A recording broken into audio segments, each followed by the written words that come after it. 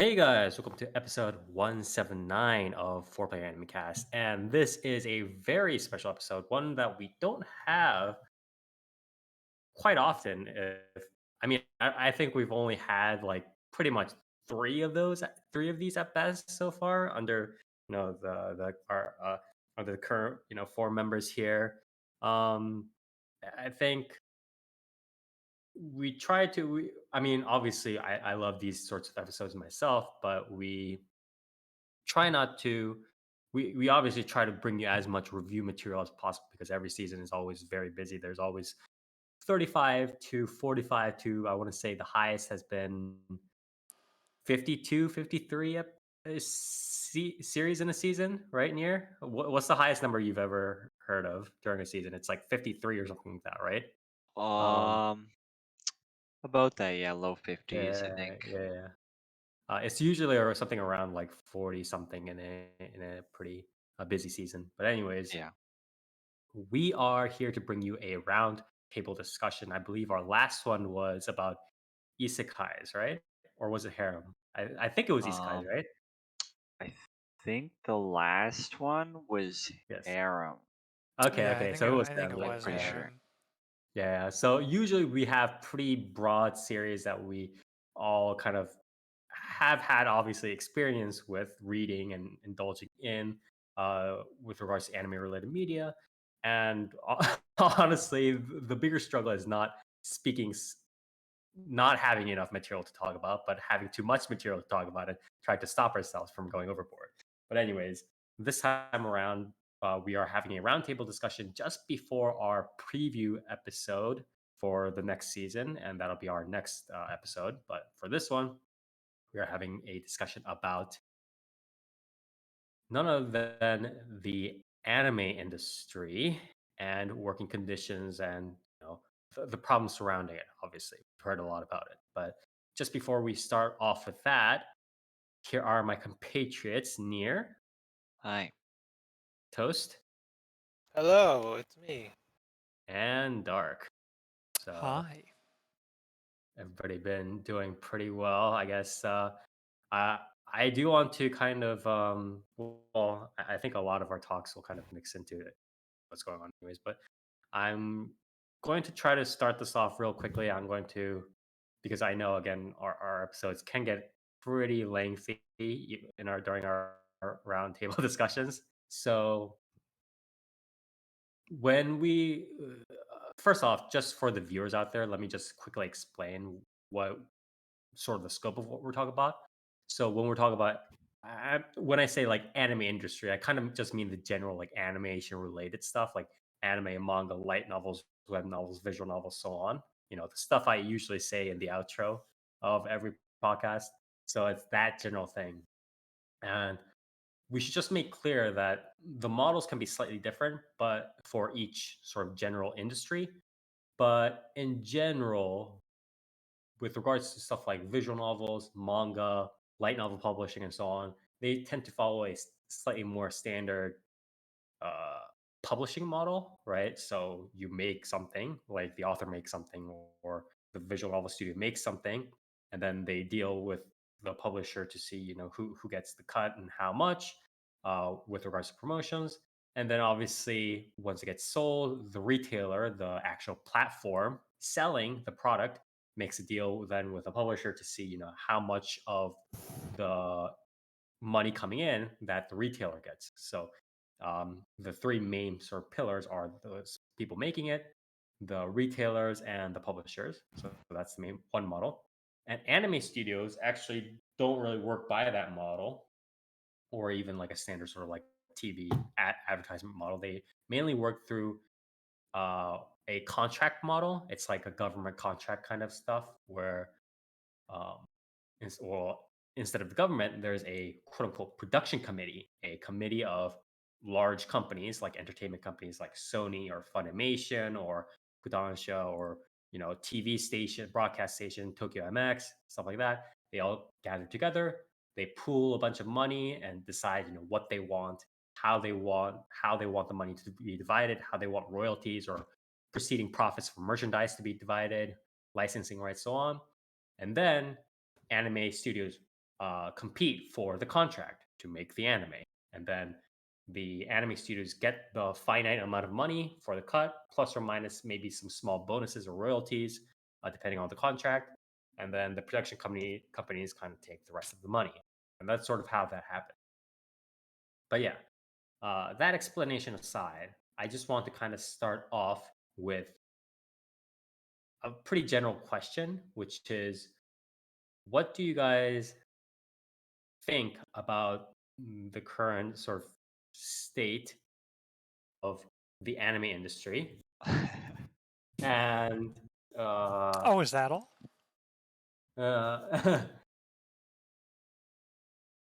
uh, so what do you guys think is sort of the core problem behind what's surrounding it? Obviously, there are a bunch of problems, right? Like a bunch of problems mixed into the perfect storm.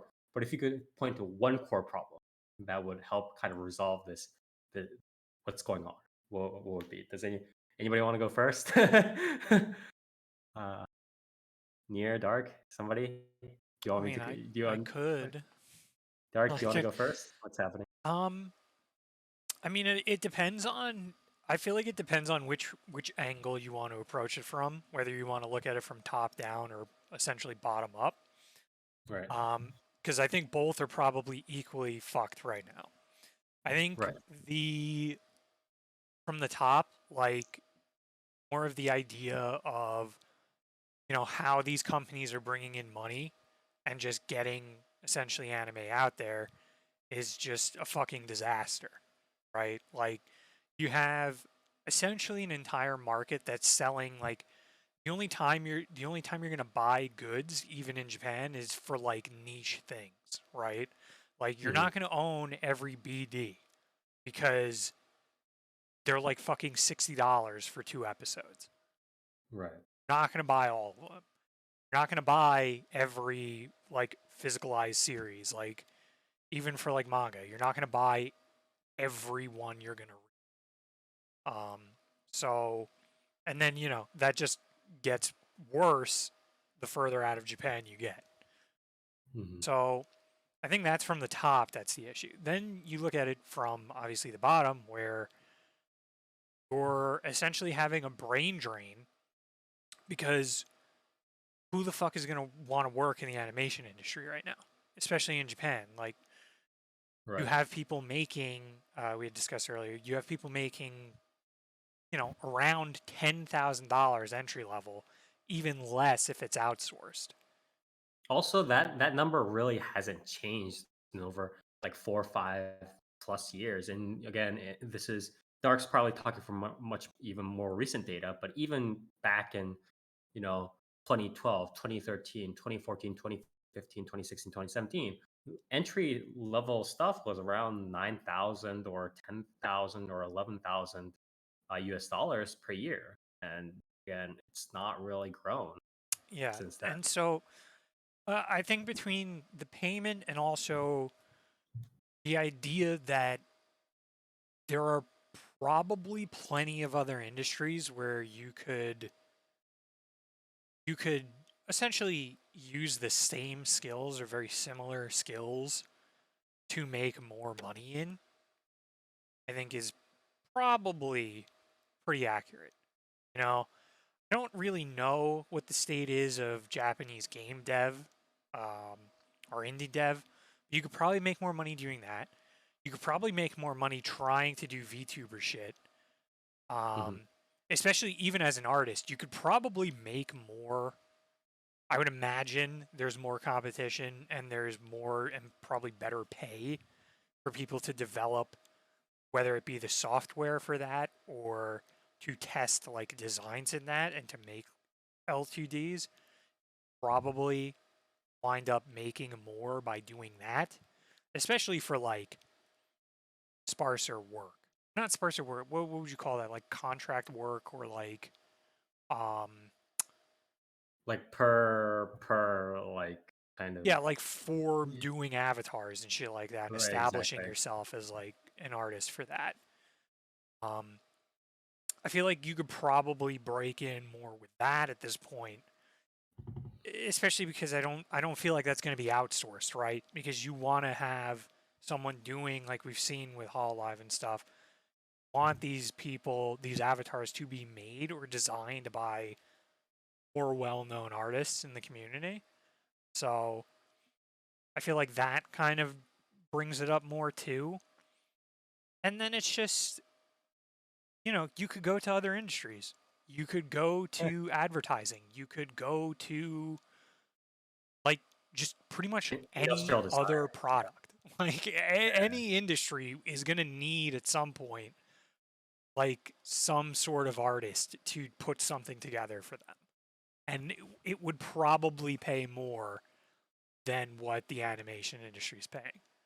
Mhm. I guess my last thing before passing it to someone else is I would say you see it's almost like a parallel between how the games industry is working right now, where even like artists in that or like QA testers in the games industry are making a fucking pittance compared to anyone else. And then you look at QA in what is it, like software as a service or anything like that, and they're making like double what you would make entry level in games Yeah, with exactly. probably with better benefits.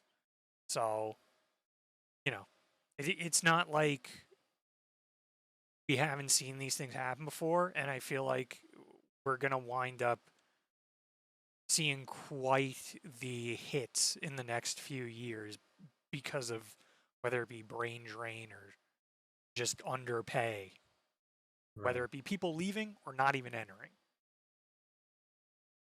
Uh, Toast. What about you? What do you think?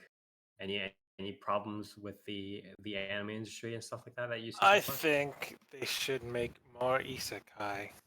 Or you gotta bring in the money more regularly, right? Is that what you're going for?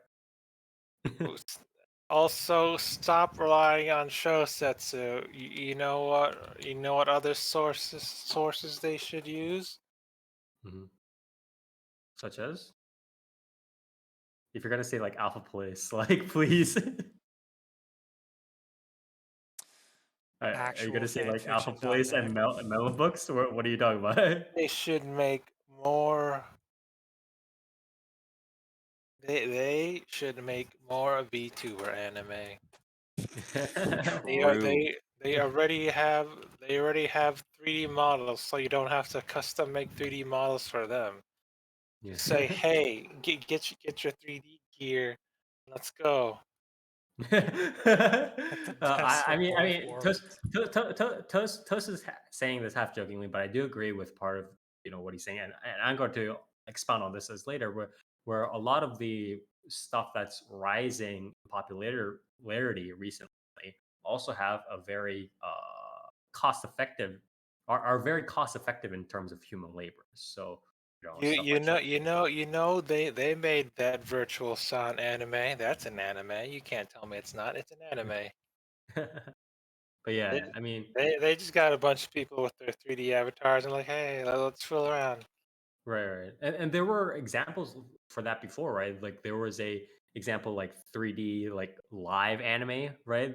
Do you guys remember But that? There was like a live anime that they tried out once where they had people in like 3D costumes and then kind of aired it live, like people just acting it out. you mean like the one where they wheel out the big TV and back in grade school, and then they had a phone, and you acted like you could call into the studio, and it was a big Oh deal. yeah. Well, something Was like that that. kind of that? Yeah. But I think this anime was even before like a bunch of like even like the VTuber thing become really popular. But I believe there was an anime where they live voice acted right the scenes or like while the anime was going on or something like that. It was like it was. Uh-huh. Was the Dollhouse an anime? Is that what you're talking about? Yeah, it was that's just the Crunchyroll dub, Spire. What are you talking Yeah, about? but they That's they the recorded Insta it. dub. Yeah, they recorded it. It's their new tech. Yeah, but well, again, what Toast is saying is like an actual thing, again, I myself, I kind of want to expand on that later. But Nier, what about you? What do you think are maybe the kind of core problems you see, if any? um. Obviously, you could be very positive Oh about the industry. yeah, That's yeah. fine. I We think don't there's we I don't think we don't there's discourage Hey, different Ava, opinions in the here. new Okay. Ava just came out. Are you yeah. sure you want? The industry is good and perfect. Um, that's why so many veterans and like story names are just being like, yeah, I'm done. Like they It's like put out some big project. I mean, it's like years like this is what's happening to the anime industry, and he just shows a picture of the third impact. It's like yeah, Oh I yeah, mean, yeah. I think I Here's a think fucking thing. Evangelion and Hideaki Anno are like a perfect example, right? Yeah. Where Do you think he's gonna make those are all the more? He souls made of the more from Ava, Cities or do you Rising. think he's Yeah. gonna make more directing fucking Shin Kamen Rider I mean, and like, Shin Ultraman? Oh here's a man. man who, for all intents and purposes, like he completely shifted the direction of the anime industry, right? Hmm. Um, like the release of Evangelion, like I mean, it was pretty big for anime, right? And then ever since, like the dude's just been shafted, right? He's been shafted by Gainax, and a bunch of other uh producers, and then now that he's finally got this like final movie out, he's just moved on. Like, and Yeah. he's directing tokusatsu stuff now. He's like, screw this. Like, Wait, you realize Gen Urobuchi is like he did the same thing as Hideaki Anno did, but earlier because he went from doing like all the shit to he just started making like Thunderbolt Fantasy and stuff. He started doing like puppet show shit, right? Like he's like, fuck yeah. this, Well, Yeah, man. to he's a be broken man. He's to be fucking gone fair, insane. I'm pretty sure Gen Urobuchi just does whatever he wants. That is true. He's a very strange man. Considering he got Nitro Plus to greenlight a like literal fan fiction for what was that movie with like the gun kata?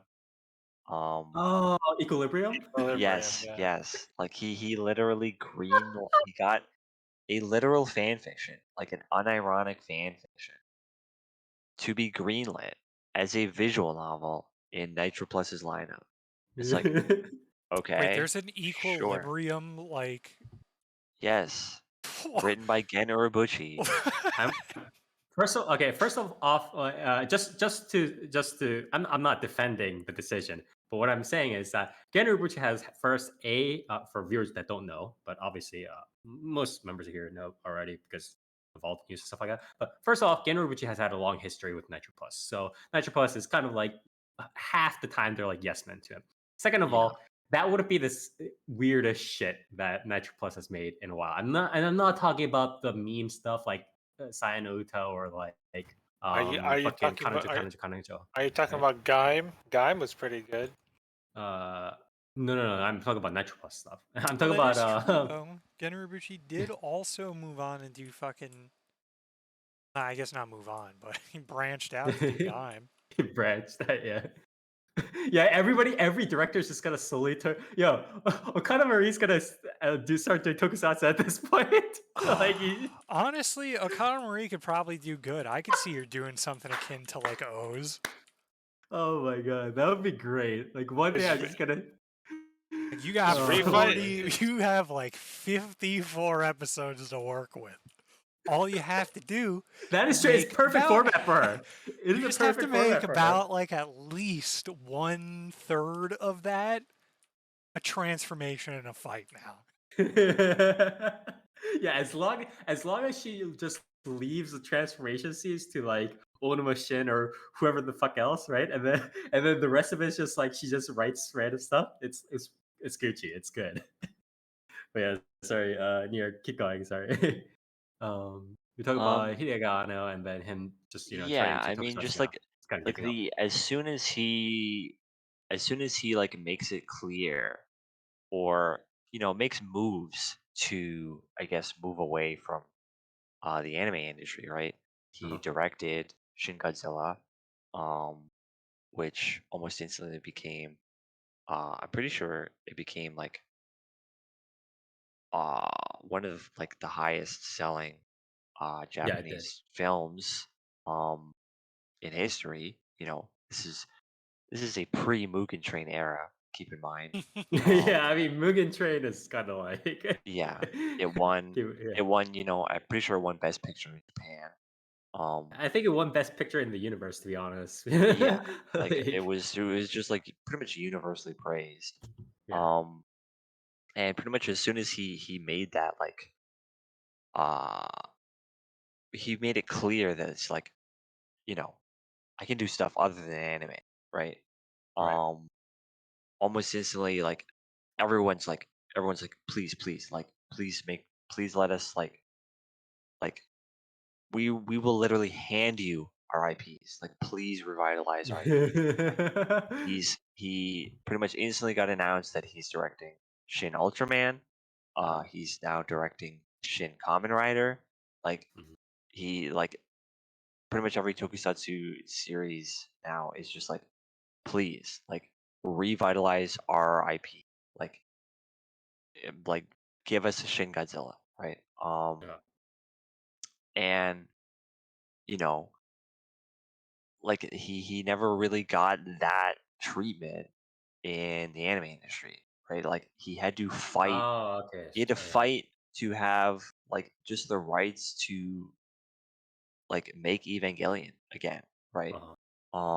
Because Gainax was just like being complete asshats, like to the point where I'm pretty sure Gainax tried to sue him, like even though like he was footing the bill for pretty much everything he did at Gainax at a point, right? Like it was insane. Um, but uh, I'm not really sure what the point I was trying to make there, other than like the industry kind of treats like Good talents. regardless of how like I mean I can hammer home the fact that the anime industry pays animators like dirt, right? It pays them like dirt, treats them like dirt. Um, Mhm. like even the talent, even the people that are pushing these like creative projects or like projects that are like literally driving the anime industry forward. Um, even they get treated like shit, right? Like Right. they will like create some series or some IP that will like essentially like put a studio on the map, right? Mhm. And then like Or I that, mean, the thing is, it's like a lot of studios these days, or not even studios, but like visual novel people, stuff like that. Just like in general, like the anime industry in general, they rely on hits to make profit. They don't constantly make profit off of everything that they do. They yeah, usually say that often go in the red, and then they rely on the hits and the small royalties and whatever else that comes across to drive them forward. So those hits are very important. yeah, and like a creative will come along and deliver one of these, and then it's like, okay, well, thanks, see you later. Like they like it'll be very hard for them to like continue work on that series, like if the series Right. continues, or like it'll be like commandeered and shifted towards something more like quote unquote mainstream, whatever the hell that means to the anime industry. Mhm. It'll be shifted more towards a a Chinese audience or a Western audience, stuff like that, or it's just kind of like you know it gets taken out of the hands of the people that made it, like great, and then it's like, oh well, we'll just keep doing this. And it's like, well, no, that's not good, right? Um, Mhm. so like obviously, my main issue is that the employees, the people that aren't at the top, um, just get treated like garbage. Like they're not even there. Mhm. Where the people at the lower ends, um, which includes like directors and stuff, because directors, they don't have that much influence in the industry. Includes Um, everybody but like the star, like the celebrity directors and stuff like that, yeah, essentially. yeah. Um, but like pretty much everybody that like actually makes the anime, makes the industry what it is. Mhm. Uh, they get treated like garbage. Like they're disposable. Right. Which like they're not. Um, if you get rid of the animators, then you don't have an anime industry unless Right. you're Right. like completely um completely going to outsource it to China. But then at that point it's like, well, what is all this money that the Japanese government is funneling into the industry for? You know? Right. Um I don't know. Like for me, a lot of it is just the issue is the treatment of the people who make the anime. Like the people who create the anime industry. Um, regardless or like forget about the fact that, people aren't buying fucking BDs because they're like $100 for like 3 episodes. Um, Bro, what about the Crunchyroll subscriptions? yeah, or the fucking the overseas market, which literally doesn't give money back to the original industries. Yeah, Uh, because essentially 99% of it goes to again the original platform, aka Crunchyroll or whoever, and then the remaining goes to again the production committees, and maybe like 3% of Well, it would go to like royalties if they realistically, get all contract. of it goes to The production committees. the well, it's whatever Crunchyroll decides to pay the production company. Yeah, Right, exactly. because it's And like then then Crunchyroll just takes all the money, and then the producers like just get paid whatever. Like nothing yeah, really or the yeah, licensing because rather. because because the contract is finite. So it's like once the contract is made before even the anime is released, that's pretty much the money pool from which the anime studio gets. Maybe they get a small like bonus in terms of like royalties on the side, but that's like usually the production companies are just like, no, no, we get the royalties, fuck you kind of thing. And then it's usually a talk between the production companies and Crunchyroll or Yeah, because it just wherever turns the streaming into platform is. yeah, it just turns into like well, we already paid you, Yeah, essentially. Like this is the contract. Deal with it. Eat yeah, it. it's like you Like kind already of thing. got Yeah. paid. Yeah, yeah. But anyway, sorry. Keep going, Mir. yeah. Um, I don't know. It's just like it's just I think the industry needs a complete like restructuring. In my opinion, in order for it to, I don't think the current model that's going on right now is sustainable. Largely on the like just the creative side of it, right? Because like Right, right. I don't see I don't really see the industry um being able to pump out new creatives uh at like the rate that a lot of the more prolific people are kind of just leaving, you know, Hmm. um or being burnt out or being Right. like just completely disenfranchised with the industry as a whole. Um but yeah, I think there are many facets of the industry that are completely fucked. But for me, the main issue is just how the talent is treated. I think it's disgusting. Yeah. So Nier points to again another very valid issue that's pretty apparent from even if you just read a couple of like related anime industry news over like the past couple of years, it's just like it's a cultural issue. I mean, it's obviously coming from the structure. It's a systemic thing, but then it's become this sort of culture where it's just like, yeah, I mean, go away. We're gonna treat you like trash because a we have the money and B, if you don't like it, get out because we're either going to outsource it to Taiwan or we have other people kind of popping up who are like, I love anime. And it's like, yeah, we're going to hire that guy instead. It's like, okay, well, that sucks.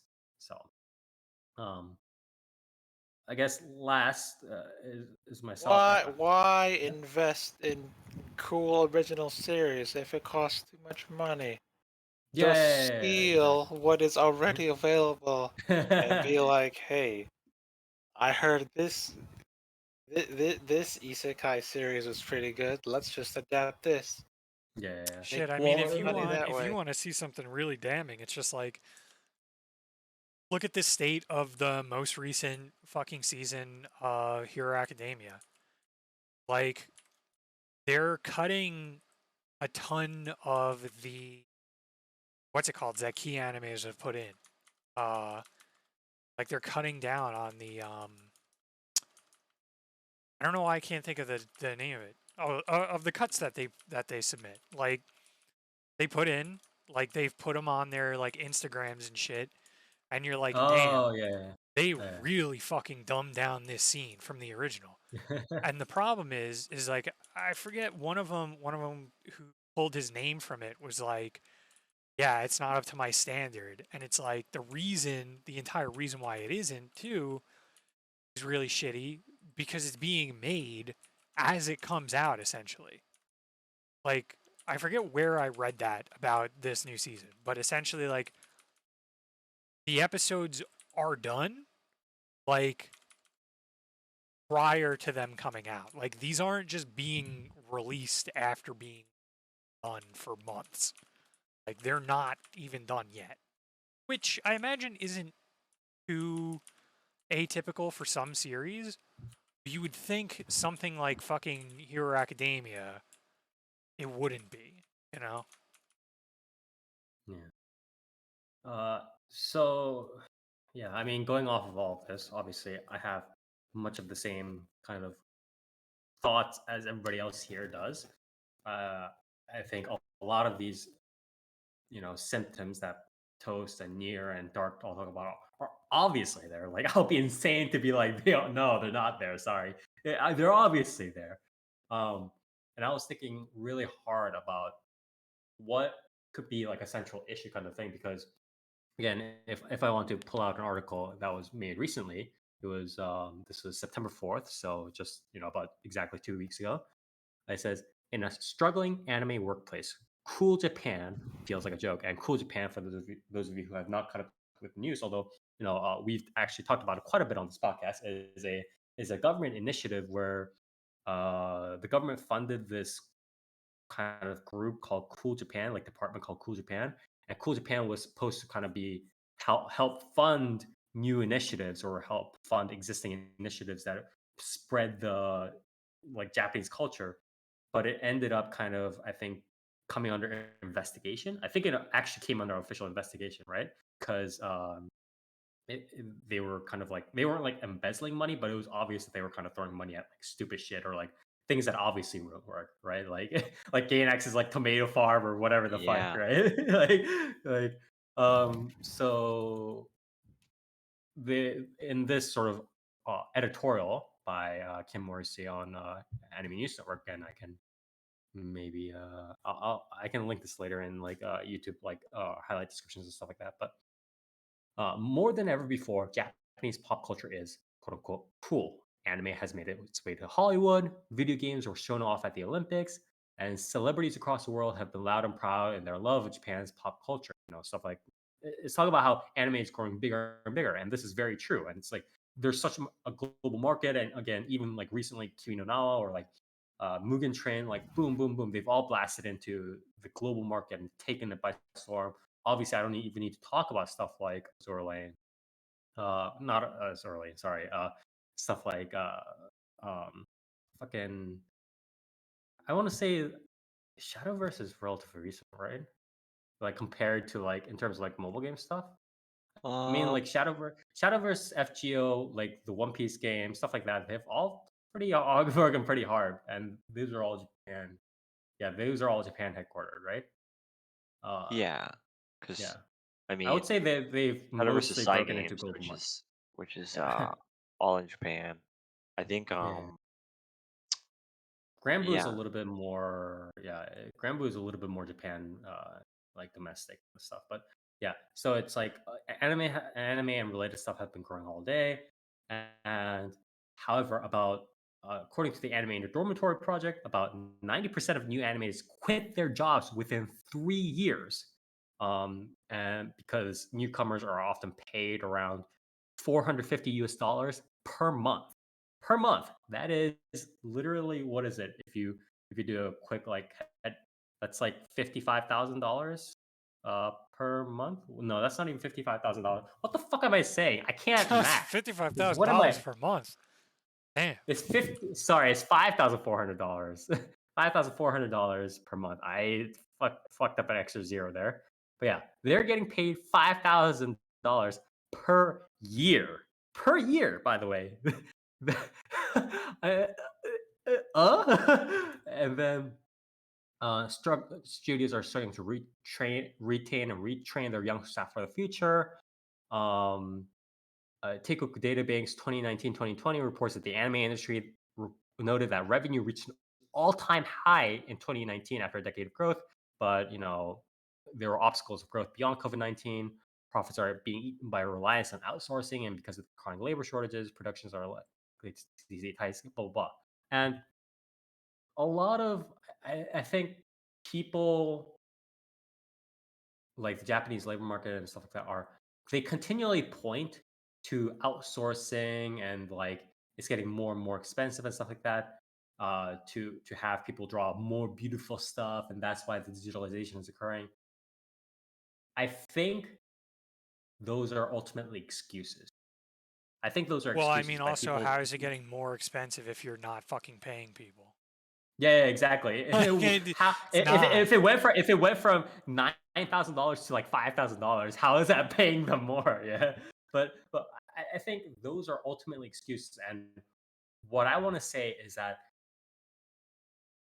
the system of contracting and the publisher sort of creator model is where the studio ends up often getting, like 25%, or either in the contract model or in the royalties model.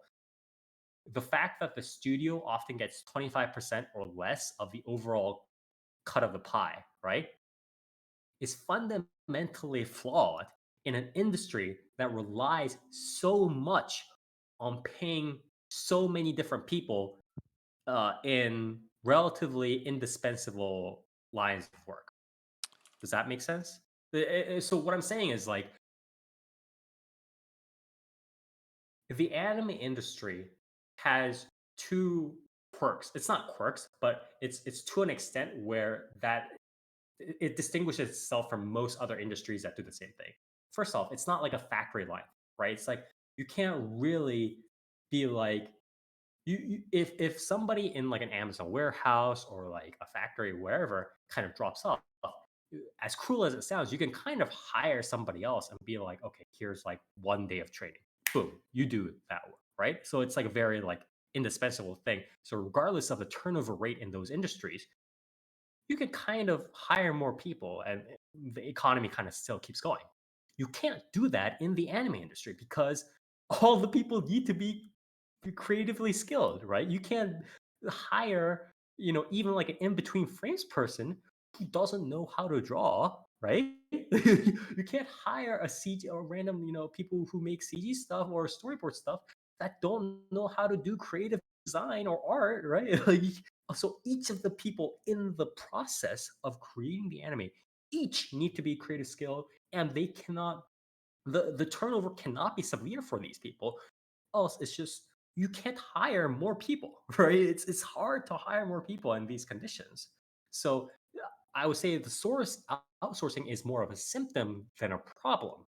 And second, what's happening is that this is almost like a direct uh, inverse of what's happening in, say, like US military contract stuff, right? Where it's like the US government has so much money and they're just like, please, we're just gonna give you all the freaking money. So, all the US military weapons people like Northrop Grumman or um, Boeing or Lockheed Martin or Raytheon or whatever, they're just soaking up all the money, and it's almost like unnecessary. And the jobs that are related in these, contracts and stuff like that are all like sort of, one guy does a bulk of the work because they can, because it's like programming or like engineering stuff like that. And you don't need like 8 engineers on a single idea. You need 1 or 2 people on a single idea, and then maybe they're working with other people to kind of combine stuff like that. But overall, the amount of work that's needed compared to the the amount of work that a person can do in that industry, um, per person is much greater than what can be done in an anime industry, because you can't have one person create an entire 30 seconds of like anime from literally sketches to the animation, right? You need like freaking like 8 different people in the line, right? So not only is that different, but in the anime industry, although there's a lot of money, sort of this goes back to the cultural idea, right? Where that Nier is mentioning, where it's like they're because the companies are so greedy, and again, this is mostly a company effort, right? The people funding the studios are also private. They are corporations that also want money. It's not like that the government is much more loose on funding contracts than having anime production companies, right? Like Sony, blah, blah, blah. They all want their own money. It's like, fuck, you got mine kind of business, right? So in that instance, regardless of how much money Kimetsu no Yaiba makes, over in China or in the US, regardless of how much of a hit Attack on Titan or One Punch Man or whatever any of this is, the production companies are always going to make really shitty contracts as possible for the anime studios. And the anime studios are always going to be in this situation where they have a tiny amount of money compared to the freaking like tens of hundreds of people that need that each individually need that money and cannot be just casually laid off, right?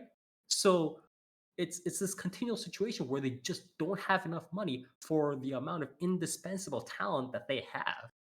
And that system itself is fundamentally flawed, because regardless of how much money is coming in now from the global market, from the US, from China, from wherever, there could be like $100 billion coming in from Mars. It doesn't matter, because at the end of the day, the production company committees and the publishers and the streaming platforms are always gonna try to bottleneck the amount of money that comes into the original content creators, and then the original content creators being the studios, the visual novel studios, the anime studios, are always going to have a tiny amount of money to give to each of the struggling artists in there. So that's the fundamental problem. This people just the studios only getting a tiny amount of the pie, and each artist needing to get a lot of money because they are creative artists. They're not just some bumfucks who learn how to draw in like 5 minutes. They are each they each have their own skills. So that's human labor. The amount of human labor that the anime industry requires, and the fact that they're always getting bottlenecked by the production people, by the retailer people, is becoming a huge problem. And I don't think unless we reach the era where an anime can literally just boom, press the button, be made by an AI from start to finish. Unless we hit that era, I don't think this is ever going to stop. And I think this is also part of why VTubers and light novels and web novels and stuff like that have become so popular, right? Because it's like,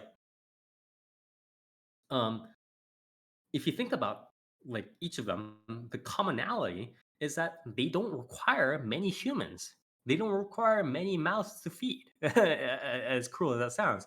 With a VTuber, what do you require? You require an artist, who you can have one artist for like several VTubers, so that's already cost saving and stuff like that, and you don't need the VTuber artist working all the time to do that VTuber stuff. You have the manager. Again, the manager can work across several different people. And then finally, and you might not even need the manager sometimes, right? Another VTuber can be the manager, or maybe you might not have a manager at all.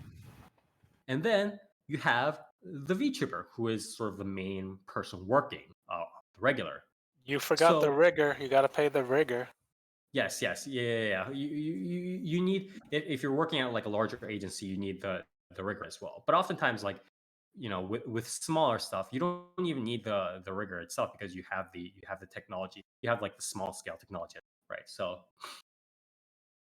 overall, you definitely need way less people. And then if you think about, light novels or web novels and stuff like that, what do you need? You need some freaking guy, some fan fiction writer, shosetsu, whoever.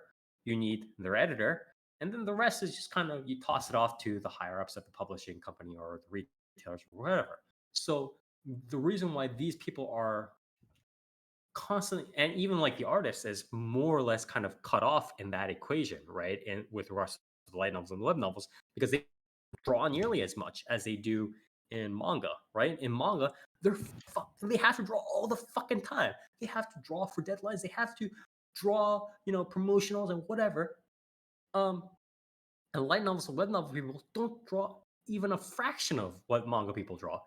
So there's so much less human cost going in for VTubers, for light novels, for web novels, that I think it's almost inevitable that these genres have succeeded, regardless of whether they could have gone towards the isekai, they could have gone towards mecha, they could have gone towards rom-com, they could have gone towards any genre, any trend, and I think it was economic inevitability that they succeeded just because they require less human labor, they require less mouths to feed compared to the amount of money that they get, um, compared to anime or visual novel and so on. So I think the anime industry requires too many mouths to feed. I mean, let me describe it a different way. The anime industry has too many people that are still in need labor at each point in the chain compared to the tiny amount of money that they are getting. And this needs to change. So yeah, that was my small mini rant on the idea of I guess the anime industry. And so now we come to sort of next question. So what do you think are the potential solutions to the problems that we talked about in the anime industry? And I guess I'll just go around the same way as we did last time. Dark, you want to start? Sure. I mean, I think it's really tough to say. I think again, I guess I'll approach it from two angles. It's I mean, you could simply say, paying people more, paying people fairly. But I think it goes beyond that because that's definitely gonna have to be coerced in some fashion. I mean, I think overall, just off the top of my head, instead of the Japanese government paying for fucking cool Japan, investigate all of these like licensors and shit and these like production agencies and companies. Like, see where this money's going. See what they're taking in and what they're fucking paying people and establish like reasonable pay that has to be paid out because it's got to be going somewhere, right? And yeah, and I think beyond that, probably say as well, instead of, I mean, whether it be the Japanese government or just the studios and production companies and licensors and shit, find a way to actually like get these to consumers at a reasonable price and not like, $100 fucking BDs or some shitty subscription service as your only two fucking options. Like, you can do better and you would get paid for it. So, Right. you can, I mean, there could be investment in either like a bigger online retailer, or whether it be physical or digital goods. Like, there could just be a plethora of things that they could pay for, especially that is more effective than fucking Cool Japan. Or just subsidizing like this shit. Yeah, Like, subsidies. just I would agree. stop I would fucking agree. doing that. Like, spend Yeah. that money on fucking investigations or something and see where these things, like where this industry's suffering and why. Yeah, well, I was thinking like subsidies. I think I was going to suggest that subsidies are okay, but stop trying to subsidize the like more labor to go into like we don't need more people getting jam packed into a labor market that is never going to pay them enough, right? That's like we need to pay people enough and then we jam more people into the market, right? Well, Like yeah, we yeah. can't be so That's what I mean by they should subsidies. Like, if you subsidize. want to Yeah, subsidize people that are already there and whatnot, fine. But yeah, yeah, don't exactly. give incentives like that for people to Stop making join like the manga industry because awards. Yeah, you're good. I mean, that might be one of the reasons why we're seeing the trend as well of people leaving in fucking 3 years because they get right, exactly. the initial kick of like subsidies and shit, and then it's like, okay, well, this is fucking going nowhere. Like, Wow, I got trained, and then it's like, wait, this job is shit. yeah, it's like I got Yeah. trained, I got these subsidies. That was like pretty cool. Oh, I'm making fucking like less money somehow now after 3 years. I've Yeah, made less exactly. money. Cool. Think I'll go somewhere else. Yeah, it's very unfortunate. Toast, what about you? I Any say, solution?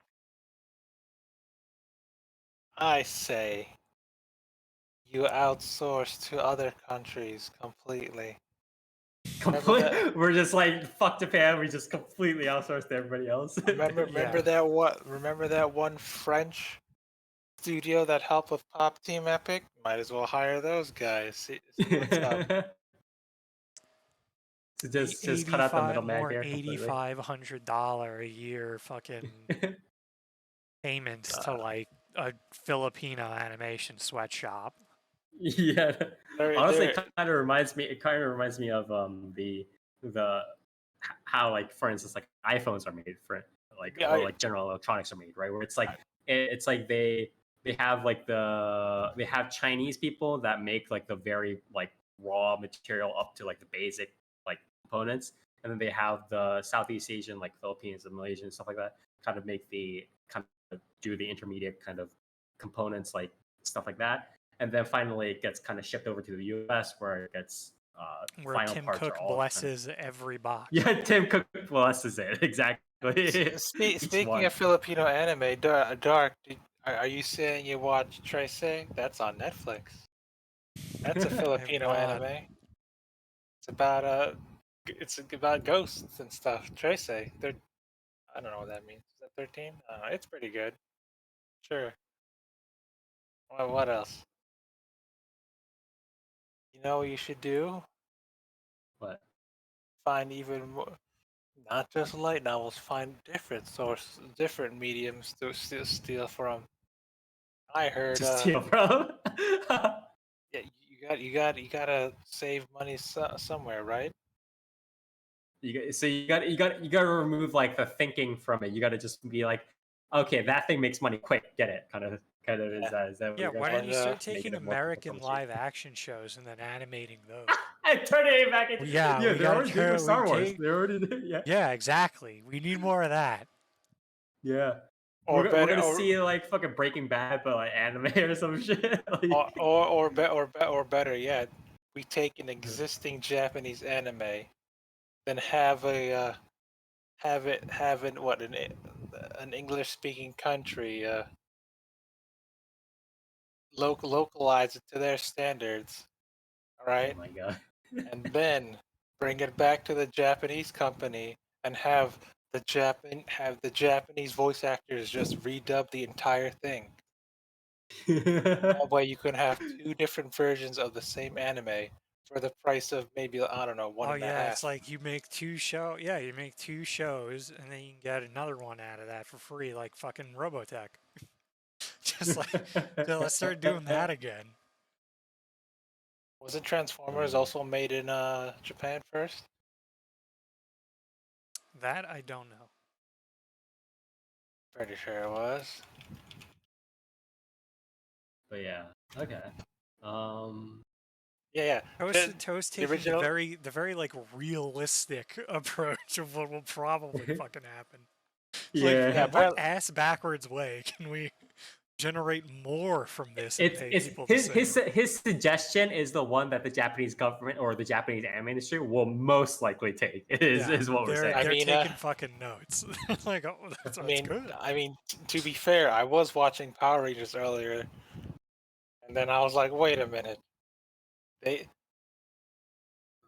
apparently after Power Rangers aired, Japan took Power Rangers back and then just redubbed it using the original Super Sentai, original Super Sentai cast, and it did better than the actual series. So Power Rangers redubbed in Japanese did better than Zoo Ranger over here, did over there. So what's that say about Super Sentai? It's 2 series Like- for the price of like I said, 2 series for the price of 1.5. So True. practical. What else? What else can they do? They can also remaster old anime. I mean, that's already I happening, mean, though, right? Yeah. Isn't it? Isn't they're it already doing happening? that. They've been Yeah. they've been doing that There you go. I mean, again, it feeds into the issue where, like they'll take a series that released like 20 years ago. They'll say, oh, it's been remastered, or it's been, you know, it's been like digitally like Digitally, upscaled or yeah. whatever, Yeah. right? And then they'll resell it for like $200. And It's like, people It's people the buy it same though. thing it's similar to happening what's happening with like visual novels, where it's like they're taking they're like, yeah, here's a visual novel from like 2003. Now we're selling it for like $80. It's like, yeah, like you guys are insane. Like even Hollywood doesn't do that. Like exactly. it's completely unreasonable. Hollywood has just learned its lesson by now. Like just learned its lesson. But yeah. What about yeah, thanks to us. Yeah. I it's- also I also have Okay. another idea. Okay. What is anime? What is the truest definition of anime? Is it cartoons made in Japan? Who says they have to be made in Japan? Is this is going along the same line as your contractor though, right? The Oh. literally No, contract this is turning everything. into like Powerpuff Girls Z. But no, that costs too much money. What they should do is they should create anime. Mhm. What is the Matrix? If you think about it, We already have the Animatrix. does re- does anime really have to have animators? Yes. Are you sure? Are we? Oh yeah. Yeah. I thought he was gonna go into Ghost in the Shell, but he like. I think he's gonna turn it into Hololive. Is this where we're going? What is can you consider visual novel an anime? No. It's No, animated, it's is it not? It's a visual novel. But what if If you you try and interlace between the different character art? What if you have a visual novel, but it's just like a series of MP4s? Like, Oh it's just God, that like sounds all MP4s. horrifying. It's like it's only linked by what is it, the RenPy? Yeah, fuck. Well, yeah, no, fuck all that. Like, fuck making a visual novel. Just make an FMV. Yeah. Just make a Nico Doga video. Like, come on, just bro. we have audiobooks, right? Yes. What if we reverse it? We just have visual books. The visual novels? novels? The visual novels? Yeah, but No without writing, only picture. but no sound. But no sound. Yeah, Is yeah, there we go. Those exist though, right? It's like super ghetto visual novels don't have any voice acting or whatever. Yeah. Although I mean, these there's days also this actually- thing called manga. Yeah, that's true. Do you really need to hire voice Yeah, actors? wait, you just reverse engineered the fucking manga. He said- he's like in the future we're going to have manga instead of anime. It's like wait a moment, wait a moment, Toast. I mean, Oh yeah, if you're wait, what if we do manga adaptations of anime originals? Oh my like, god. if you're trying to cut out the middleman, do you really need voice actors? You can just do animated pictures. True. Sometimes the most powerful stories are told without sound. Yeah, and then How you do save you? that premium cost on the Yeah, days. silent movies were a thing back then, weren't they? Just hire the silent voice act. Koi no Kotachi, a silent voice. That person's deaf. Deaf? I don't Mute. think. That person's mute, right? Wait, no. What Look, was just Koi no start. Kotachi again? So what if we combine? So you combine that. You say like you remove audio. You say it's art, and then shit like fucking Sunny Boy or whatever, where it's like you don't have backgrounds, and then you just say, yeah, that's intentional. Every You could time, just though. say, it's revolutionary. It revolutionized the anime industry. I've seen how But we're not I even know. gonna have background characters or backgrounds at all. It's gonna be gradients. Do you really need it? In fact, do you really need in between frames in anime? Not according to some series. Not according to some trigger series. I saw TQ. That shit's fantastic. Trigger says half the time no, it doesn't. Well, I mean, when you think about it, if you can make a YouTube video and interlace it with AI, make it 60 FPS. Yeah, just using Can't you AI cut site. it Yeah, down to yeah, like 4 FPS, but then use AI to yeah, interlace it exactly. to 24? Oh my god, that's yeah. You don't need like any fuck this. No, Who's to and then say? you get like a general just like picture like stock pictures of like dogs or people, and then you use that one like AI that like turns them into drawings or like animated things or whatever it is. You post you post the pictures onto that AI site. You make the AI turn it into like the drawing or the anime picture or whatever, and then you just start interlacing the different pictures together. How much does a face tracking app cost? Oh, dude, you can just get Face App. Just use it on your phone. Have everyone working in your office. They're the characters now. Run the anime Also, filter on Face App. also, yeah. What's cheaper, animating things frame by frame, hand by hand on a computer, or rotoscoping? All right. I mean, Well, this sounds like the rotoscoped, no voice actors, no in between frames, anime. This that what the cheapest anime you could ever produce. that's the honestly again what Tosa's saying is probably going to be the future. Sadly, There's gonna have to be at some point. Someone's Yeah, gonna attempt this bullshit. yeah. Anyways, I mean, if everyone in the end is a VTuber, what use do we have to make 3D anime? oh That's my true. god. You Anyway, take them and then they become actors. anyways, thank you, Toast. And Nier, what about you? Um, I don't know. I mean, I feel Yeah. like so again, obviously the issue is, um, people are being paid, right? All Which right. I don't think is an issue that's like I don't think that's going to go away without like either I don't even know like because like even if animators like in Japan like unionized or something, right? Like Mhm. that would still only be within like the studios themselves, right?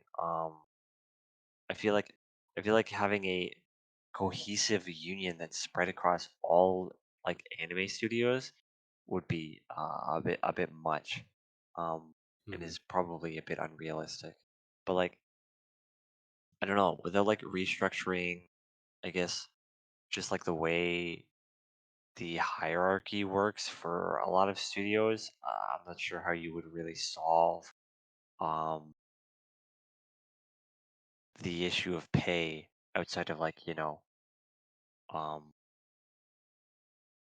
just actual like I guess like basically activist movement from animators themselves or people like even outside the industry pushing for Yeah. like uh better working conditions, better workers rights, stuff like that. But I don't know, it seems like at least from the side looking in, um it seems like a lot of people are kind of just complacent with the way Just animators are waiting. being Yeah. paid. Yeah. Um, it's a little weird, but like as for I guess like improvements that could be made, or rather improvements that I guess I've been seeing, Mhm. um, in relatively recent years is for a lot of it is like scheduling, right? Um, Mhm. so recently, a lot of series, um, have been getting picked up or funded by uh, streaming platforms, right? Like Netflix. Um, Mm. Mhm.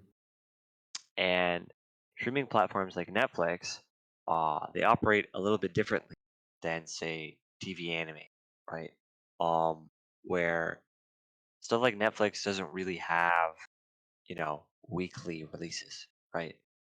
Right. Uh, so when Netflix picks up a show for exclusive uh you know like you can only watch this on Netflix, right? Like it's not airing weekly, stuff like that. So stuff like I guess Devilman Crybaby, stuff like that. Mhm. um they want it all done. They want the whole show done before it airs, right? Right. And from what I've heard from animators is like they'll get like they will get the I guess um the details for the project and sort of like their workload for that project um up to like a year before it airs. Mhm. um and like that amount of time frame that they have to work on a project like that Ah, um right, right, right. is just, I mean, it's just way healthier, right? Like Mhm. it's way better to have like you know a project that's like this is the workload, we've got to get it done by this date, but we know we know how much we have to do, right? Like we have to finish the show basically. Right. um but like you have so much time, you have so much x amount of time to do it that like you're not scrambling to finish cuts within like on a week by week basis. You know what I Right, mean? right, right. Um, the thing Dark brought up with My Hero Academia, where I forget which animator it was, but I looked up the cut again, because again the guy was like, I don't want to be credited for this cut because you guys fucked up my cut because you know this thing's uh this I guess season is being done week by week instead of being done way ahead of schedule and then aired you know it just on a weekly basis, but not like it's the work isn't being done week by week. um Right, right. so like because like the work is being done week by week, this guy's cut like basically wasn't finished, right? Like he had all the keyframes done, and they all looked really fucking good, but the finished cut just looks like it looks way worse because um like they basically can't color it. They can't finish it. They can't Right. um they can't completely finish all the frames and do all the in-betweens for stuff like that. So they just dumb it down. And it looks way worse, right? Mhm. So obviously proper scheduling, um, which is slowly becoming a bit more um commonplace, I guess, is uh apparently doing wonders for, the absolute stress um that is like animating fucking series, especially like an action series where you have to animate fucking like a lot of crazy stuff.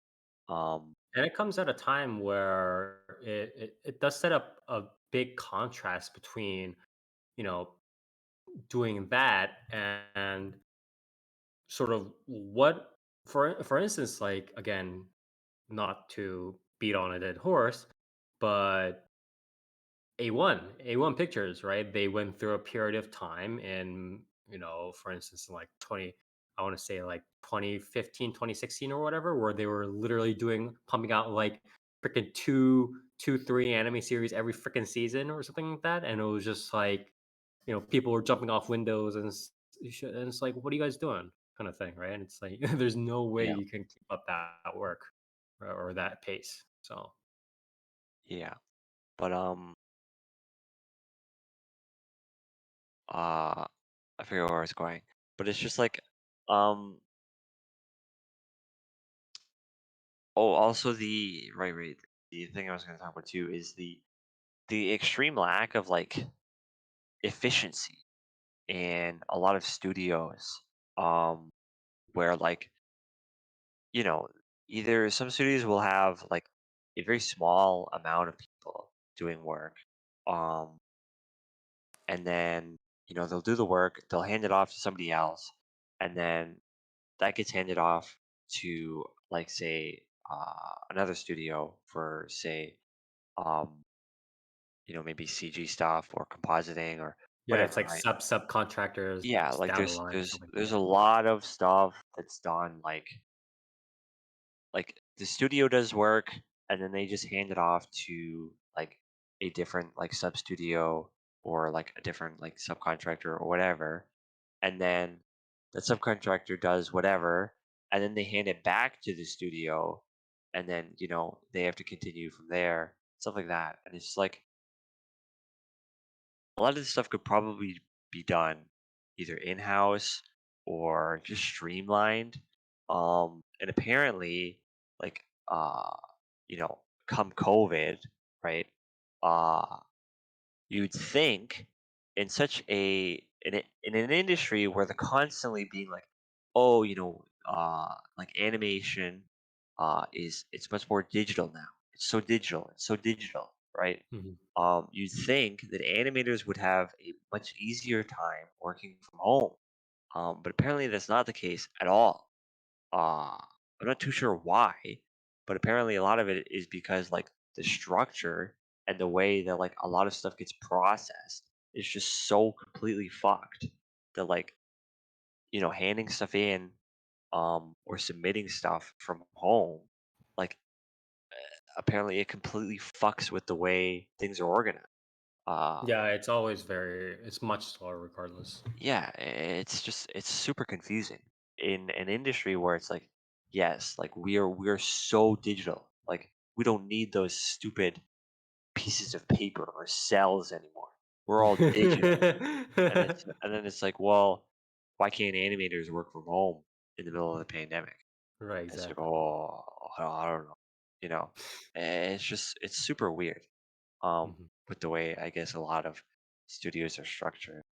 Um, So, I guess a restructuring of a lot of stuff is probably in order when it comes to, I guess, workflow, pay, uh, just like general studio hierarchy, I think.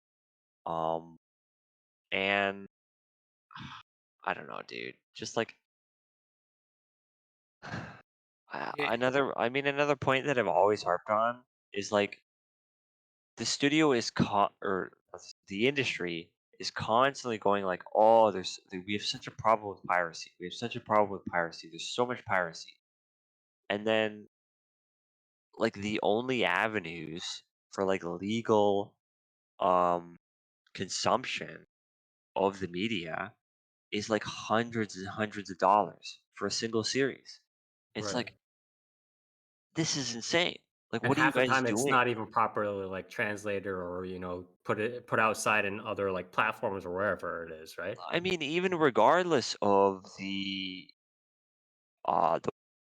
Western market or overseas, like even within Japan, it's like if you want to watch a series or own a series rather, outside of like the TV broadcast, it's gonna it's gonna run you a lot of fucking money, Mhm. right? Like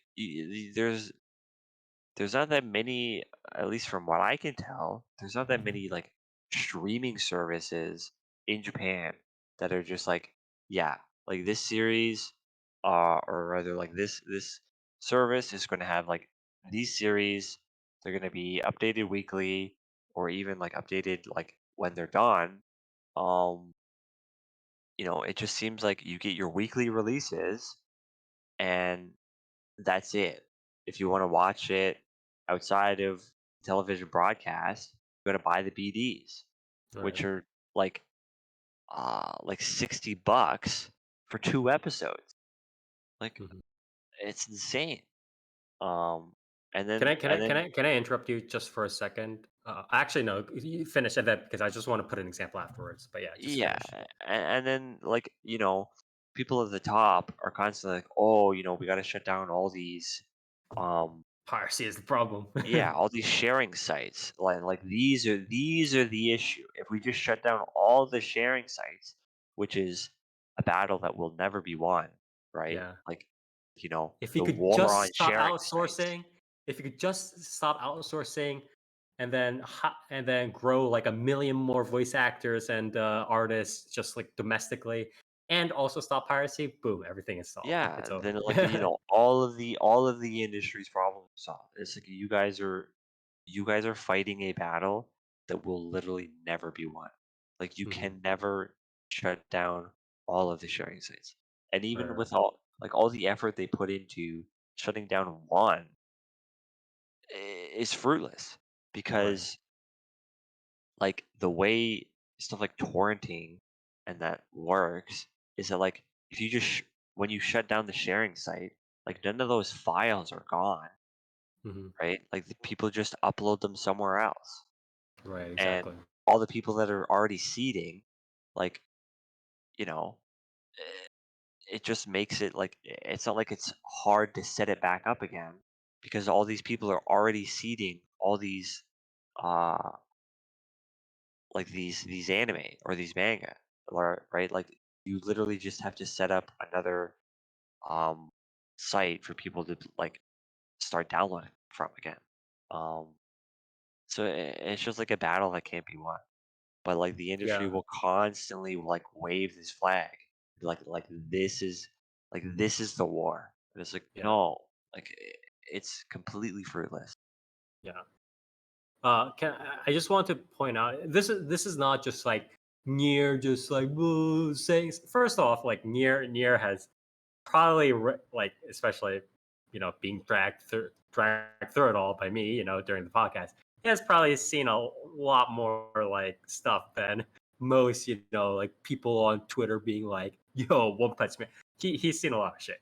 But second of all, um I just want to pull up this article, and this was back in 2013, by the way. This is not just like some new like thing, like oh wow, we're just noticing this thing now. No, this is a 2013 interview by NBKZ, who was a producer at Minori. Minori is I think now defunct visual novel studio, I believe. Um, so Minori, one of the more famous like people that like really made the visual novel studio what it was, or sorry, the industry at what it was during its peak in the sort of early 2000s, 2010s and stuff like that. So this is like producer. He's been through like the entire process of making a game, talking with the publisher, stuff like that. So he knows his shit. Let me read his interview. This is 2013, by the way. Blah blah. Some other points he raised in the year 20,000. Blah blah. Eroge is extremely niche. Nothing like the anime audience, but obviously the anime, like the merchandise people are selling in anime these days are still niche compared to like a bunch of mainstream stuff, right? The audience nowadays want instantaneous like everything. He mentions YouTube, Nico Nico, One Koma Anime, and light novels and manga. Eroge should also move towards making good but short titles, not whooping epics like before. The $88 price range is what is killing many potential customers. The 80 or 8,800 yen. So that's probably around, again, $70 to $80 price range USD. Young people can only afford 1,000 yen or $10 and under items. And so manga and light novels fit that category. As for anime, it is free to watch when aired. Yet VN sticks to the 8,800 yen price bracket, or $70 $80 price bracket. Young people cannot afford that price point. And again, this goes to the heart of what Nier is saying about, people can't just afford all of these things that, BD sets or merchandise or whatever, just being sold at $50, $60, $70, $80, if it's being sold at all in the available platforms, right? It's like people, again, this is also part of why, web novels and VTubers and individual sort of entertainment like channels, right? That are appearing on YouTube. Influencers. You're thinking Yeah, of influencers on YouTuber that are just like other voice actors, right? Like voice actors trying to get their own YouTube channel set up, or like that one illustrator that draws Pokemon, right? He has his own channel, right? Stuff like that are becoming more and more popular because at the end of the day, like what do people think? I can just go on YouTube. I can just listen to, I can just look at this VTuber. I can just listen to this voice actor or actress just say stuff. I can, listen to the ASMR or whatever the fuck on Twitcasting or whatever. I can just, mukbang. read mukbang, yeah. I can just read the web novels on Shusetsu of Police for free, and half the time that fucking plot is essentially the same quality as what's happening with modern anime anyways. So why the fuck would I buy the box set? And not only this, okay, so then he goes on with the interview, and the interviewer asks, what will happen to the bishoujo or the VN industry in the future? And the producer responds, not just the bishoujo industry. I think the whole entertainment industry is going to die, and eventually, the concept of the professional entertainer is dying.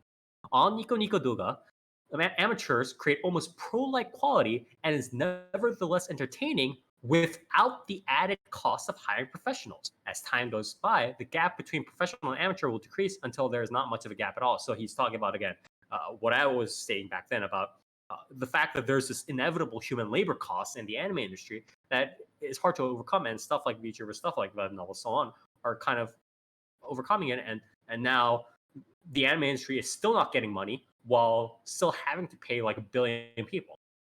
And then again, this is going back to the piracy talk that Nier just pointed out, right? The next part is pretty radical, coming from Minori, and MBKZ producer says, there is the idea that it's all because of the pirates who free write too much. I don't think so. The people who are unable to play our games for free will merely shift their consuming behavior to other free content if they cannot play for free. People who have no money to give you will have no money to give you no matter what. And so the interviewer asks, what is your business strategy? And the producer states, the only way forward is to build your business on fans who willingly pay you to see you make the next title. This is hard to admit, but there are fans of ours who buy multiple copies of our games. So this would be like whales and gotchas, for instance. We will only be able to create because of our niche fan base. I think that in the future, it will become even more important to listen primarily to the voices of those who pay money for our products. So again, this is him, predicting more and more sort of like the whale system that is very prevalent these days, right? Back in 2013, he's just like, okay, the industry is going to end up depending on whales. And he's also talking about the fact that, piracy, being like the government being like, okay, let's just put a hammer on down price. That's not going to solve problems because people are just going to go to free shit and just partake in that. They are not going to cough up $60 stuff just because you slap the band sticker on One Punch Man or you slap the band sticker on, Tsukihime or whatever. They're going to either find a way to get it for free or they're going to go somewhere else. They will not pay you like a 16-year-old high schooler is not going to pay you $60 for that stuff. They're just not, especially in the modern era. And it's absurd. It's absurd. Again, as Nier suggested, think otherwise. It's just silly. So yeah, again, it's not just like Nier, saying this. There is considerable evidence, and other people that are very experienced in the field have been saying this for literally the better part of a decade.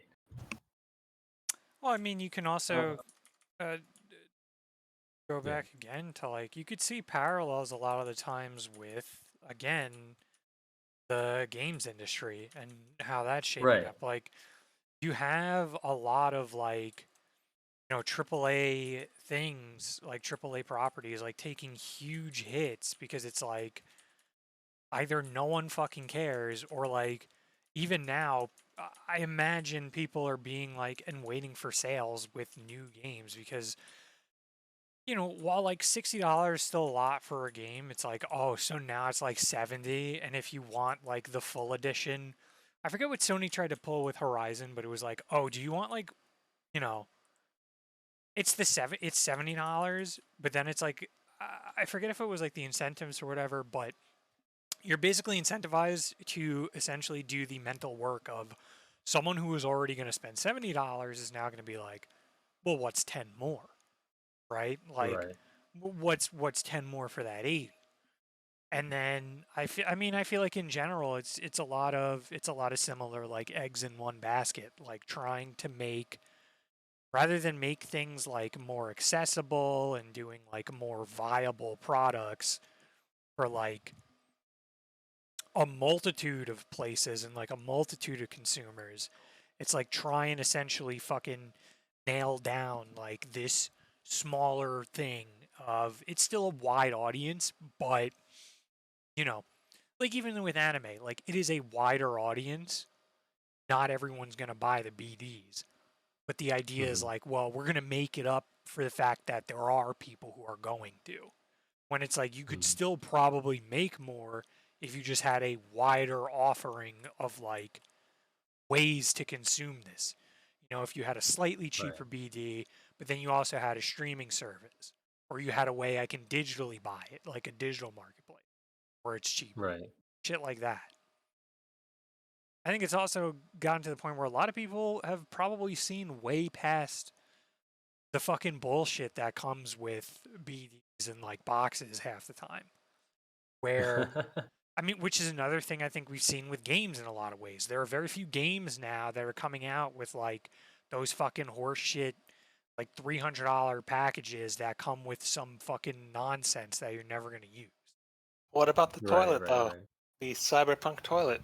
Yeah, like like that shit, like the fucking I think the most recent thing was like the Call of Duty goggles where it's like, dude, who the fuck is going to buy the night vision goggles? Like they're not even real fucking night vision goggles. Like who's going to buy this shit? And it's like some people might, but I feel like more game companies than not at this point have seen that and now are pushing for more platforms even. I mean, even Sony in some sense is seeing that, where it's like, oh, we should probably offer these fucking older games, even if it's technically double dipping, like on PC now, because we should probably offer it to a broader market.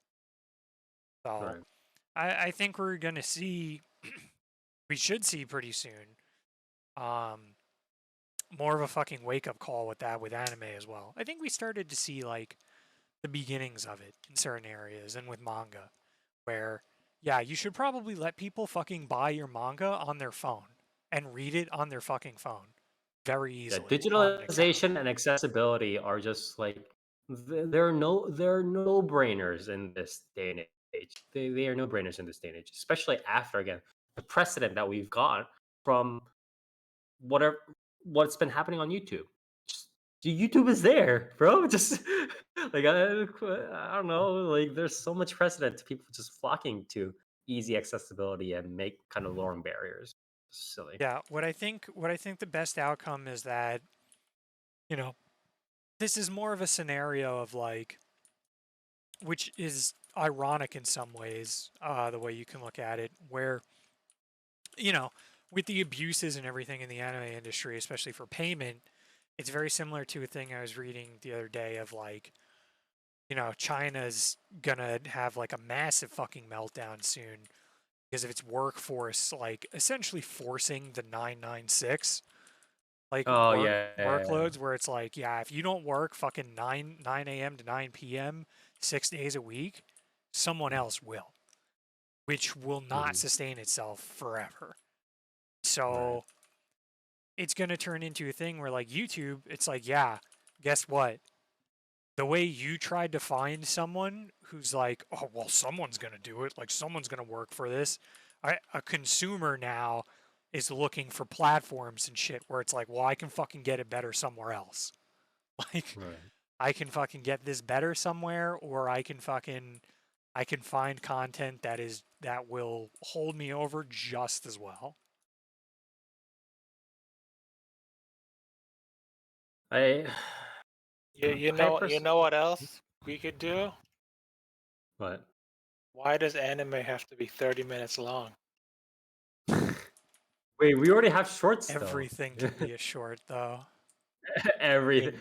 We're just gonna have every season be winter season. Is that how we're going? I can understand you gotta have the 30-minute for the little children's. But what about the super cool adults that actually buy things? Why does anime have to be 30 minutes? Why not 40 minutes? Why not Are you 50 minutes? going to go Yeah, longer? Why not an hour? If you're The having trouble range. making a 30-minute anime in 1 week, why not do a 40-minute anime in 1 month? Something like that. Or an hour. An So you're hour talking about anime kind in of a monthly.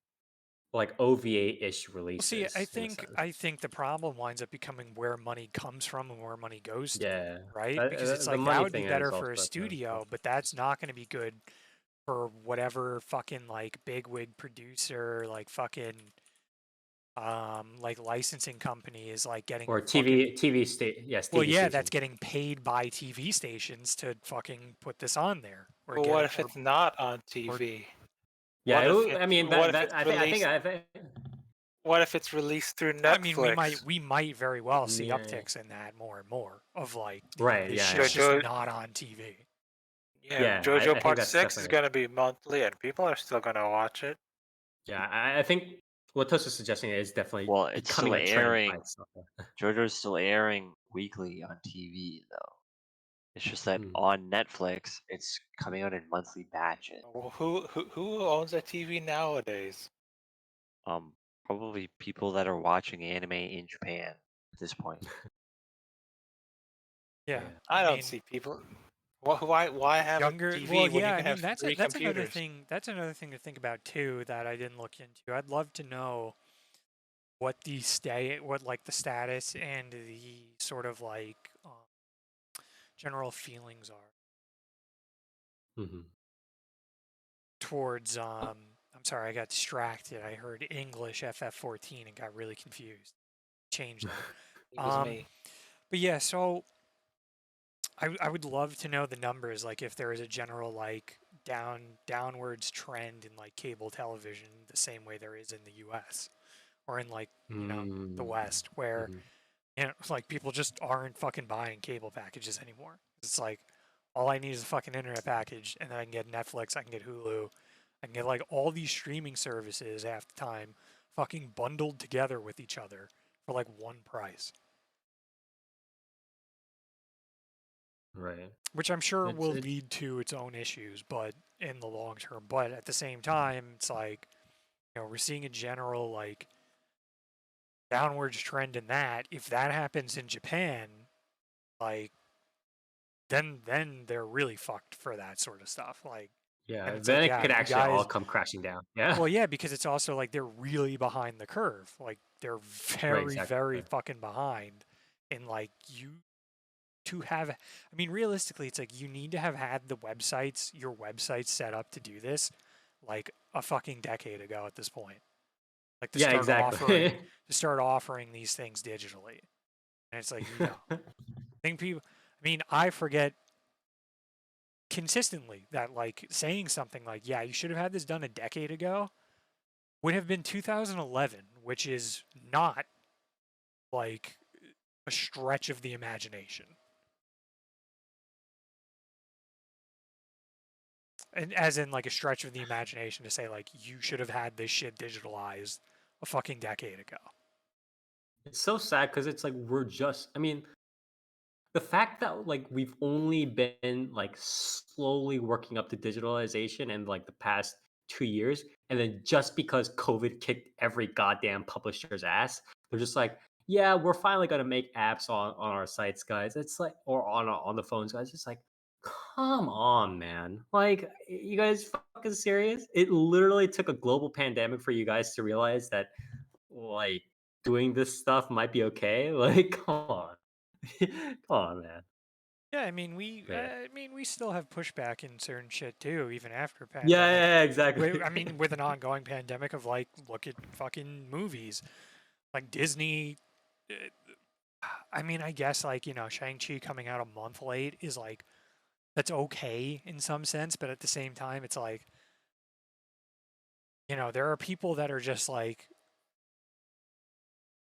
what would you call that? Not reprehensible, like apprehensive towards the idea of being like, yeah, we should offer this outside of a movie when it comes out, like out of a theater. Mhm, Because they're like, mhm. no, it needs to be viewed in theaters. It's like, you'd be surprised how many people don't fucking care, or how many people are like, yeah, my living room setup is more than. Yeah. Again, I definitely agree with all of that. My idea, I mean, it's pretty much similar to what everybody else is kind of suggesting, but to sort of consolidate, I think mainly like two pronged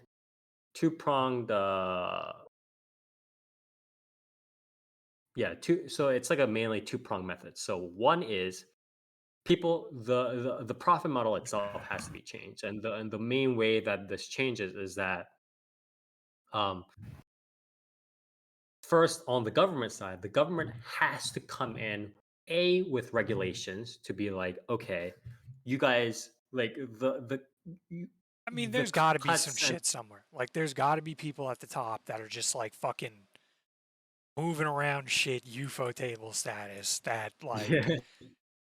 should Well, not be the happening. moving around, and also the government has to start working for the anime studios to make sure that they're taking they're taking better cuts of the entire deal, and we're not just in a situation where like fucking retailer or like streaming platforms are going to take their 1/3 to one half of the cuts, Oh and yeah, then no, the that's what I mean. It's like yeah, they have to investigate the idea that it's like this money is going somewhere. There's a lot. yeah, Like exactly. you're putting out reports that like the anime industry has grown and people aren't getting paid more. Like Yeah, exactly. that's People might actually get paid less. yeah, Yeah. like that's kind of a fucking problem. Yeah. That or they should do both. The government should start funding anime studios or start you know how sometimes government like small business assistance programs and stuff like that, they have like matching like subsidies and like help compared to like if there are like private investors, stuff like that. Sometimes like government have like matching funds to invest for the small businesses. They should maybe have that kind of stuff for the contractors, or again help if it's like a publisher model and people are getting royalties, or not royalties but advance payments, right? The government helps by doing matching stuff, or they help fund the initial ideas or boost the contract money alongside. So that should be a thing, instead of freaking trying to do manga awards and trying to just do the labor problems just being like, oh, we need to employ even more artists. No, that's not the problem. The problem is you need to give the studios more money so they can actually pay their people. So that should be a thing.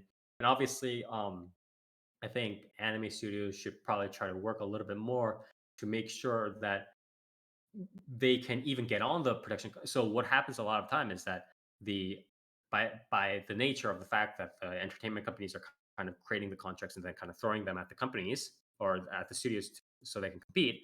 Uh, Studios oftentimes, except for like the biggest ones, right, or the ones that are kind of linked the to the publishers or broadcasting stations, oftentimes don't even have a voice on the production committee.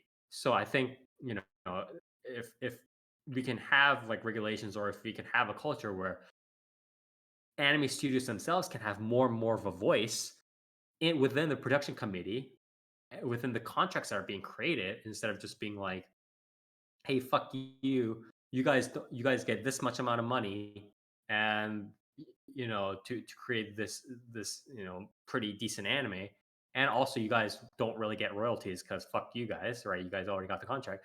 Like, I think less of those situations, and I think that's very important for that culture to be grown, for the anime studios to have much more of a voice and preventing that idea, preventing Sony and preventing everybody else from kind of running away with those additional profits. And then the second prong is, again, technology, right? So, publishers and everybody else kind of investing more money, not in just creating their own like in-house animation studios, but in investing in 3D CG technology to advance it more faster and faster, and investing more in digitalization and accessibility content to, again, draw in more money, draw in people easier, and um, cut out a lot of the sort of factory processing costs, right? A lot of these sort of bookmaking stuff like that. Just being like, okay, here it is online, just take it, kind of thing, and and advancing those types of technologies will make things a lot more efficient. So those two prongs, I think, should be the main focus. And this is what Near and Dark and Toast kind of suggested before, but just slightly consolidated, I think.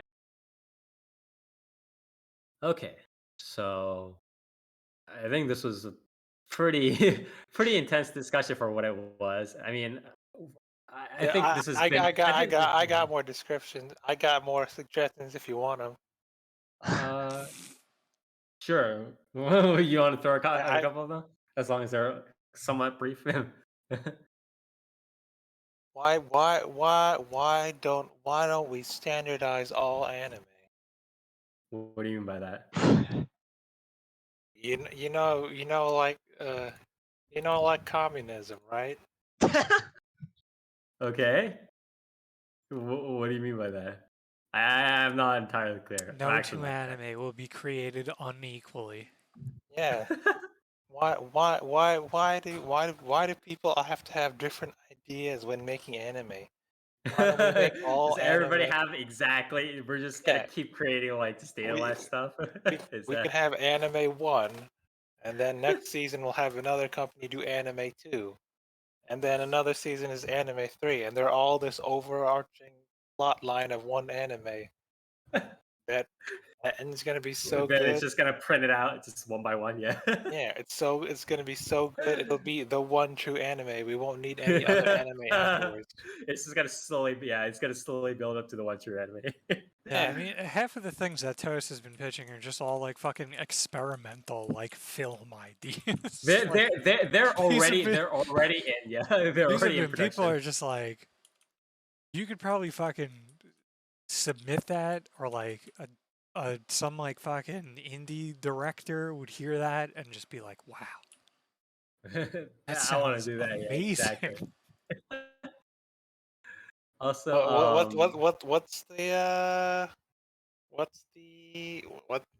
what's the saying? You throw a bunch of monkeys in one room and then they'll eventually start making Shakespeare. It's just like that. If you if you throw have enough, enough monkeys on keyboard, yeah. yeah, you just one day they'll create the perfect anime. We just need enough monkeys. Oh my god. All right. Well, I think Here, this. here's another idea too. Okay. You know how in Gundam there's two opposing sides. Yes. There's the space. There's the Earth Sphere Federation Space Force and Zeons, right? Notice how there's no notice of Japan or America or France. It's all one unified country. Yes, the three global powers: Japan, America, and France. And Canada, if you want to put in there. Reyes kind of just got in there, yeah. I see. You know how okay. Let's not go UC. Let's go the Gundam. Let's go by Gundam fight rules, okay? You know how there's Neo Japan, Neo Hong Kong, Neo Canada, and all that. We just have one big anime battle royale, and in the end, the most powerful anime that survives becomes the one true anime. All right. This is how we globally unify all anime into one anime. That So way, so we just have studios just shoot anime at each other, kind of like missiles. Is that what we're doing now? Yeah, Oh. it's like Highlander. and so like yeah, Oh, and yeah. we do this every let's say 4 years, just like presidency, and for those 4 years, all countries will be contributing Equal money to and that one anime. resources to create one anime, and there you go. That solves the problems of I don't have enough money to pay all my animators. Well, now you have a global unified global unified budget to work with. Yeah, everybody, all the production committees are just feeding into that one anime. Yeah, there you go. Nice. So I I think think this, it's a good idea. yeah, I think this discussion actually went very, very well, and I'm glad that I had And all views. this way there will be no racial stereotypes that will be found in anime. I don't think that's Well, the That's problem. probably because not true. because Yeah. when you have input from that certain country, they'll be like, "Oh, that's not racism anymore." That's true. You know how Japan always has big burger America, Globalist and then anime. and Yeah, and then it'll go to America, and we'd be like, damn, that's a good big burger. or we Actually, can do as it a like, matter of fact, I think it needs to be bigger. or we can go like the Capcom localization route where it's obviously in Japan but they say America. You know, All right. just to make it even. You can't. If Japan said it's okay, then who are we to judge? Anyways, again, I I got want more to. ideas later on if you want to hear them. All right. Well, maybe after the podcast. But I think, yeah. Again, this discussion definitely went a lot more. I mean, a lot of it was kind of bubbling for the past, I want to say, better part of the decade, just because all of us have kind of been through so much of the news, and it's just like it's always been bad news in the anime industry for so long. The only quote unquote silver lining is like the anime industry is overall growing bigger because things are selling better overseas, and it's like, but the general conditions in the anime industry have just Yeah, been growing it's not worse and really worse it's and not worse really and worse. benefiting. And it's never trickling down. It's never trickling Yeah. down properly. Yeah. So I think it's been a little bit. I mean, it's always been very unfortunate. It's always broken my heart to be like, yeah, the anime industry's grows so much bigger, bro. And then, by the way, the artist only gets paid like 5,000 per year. It's been very unfortunate. But just to finish off this roundtable podcast, I want each of you guys to just talk about, you know, now that we've talked about the problems and solutions, what we think should be solutions, what do you guys think will happen in the future with the model? And I guess just last words on the subject. I'll go first. Everything I Okay. said will happen. I wouldn't be too surprised, to be honest. So it is written. So shall be. Toast. So I guess any last words on the Oh, subject? that's it. Everything I said will happen. Yeah. And where there's a will, there's a way. Except maybe Thank you, Toast. the global unified anime tournament thing. Maybe in Yeah, 100 years. yeah, okay. That's true. Dark, what about you? Just what do you think will actually happen compared to what we discussed, and any last words on the subject?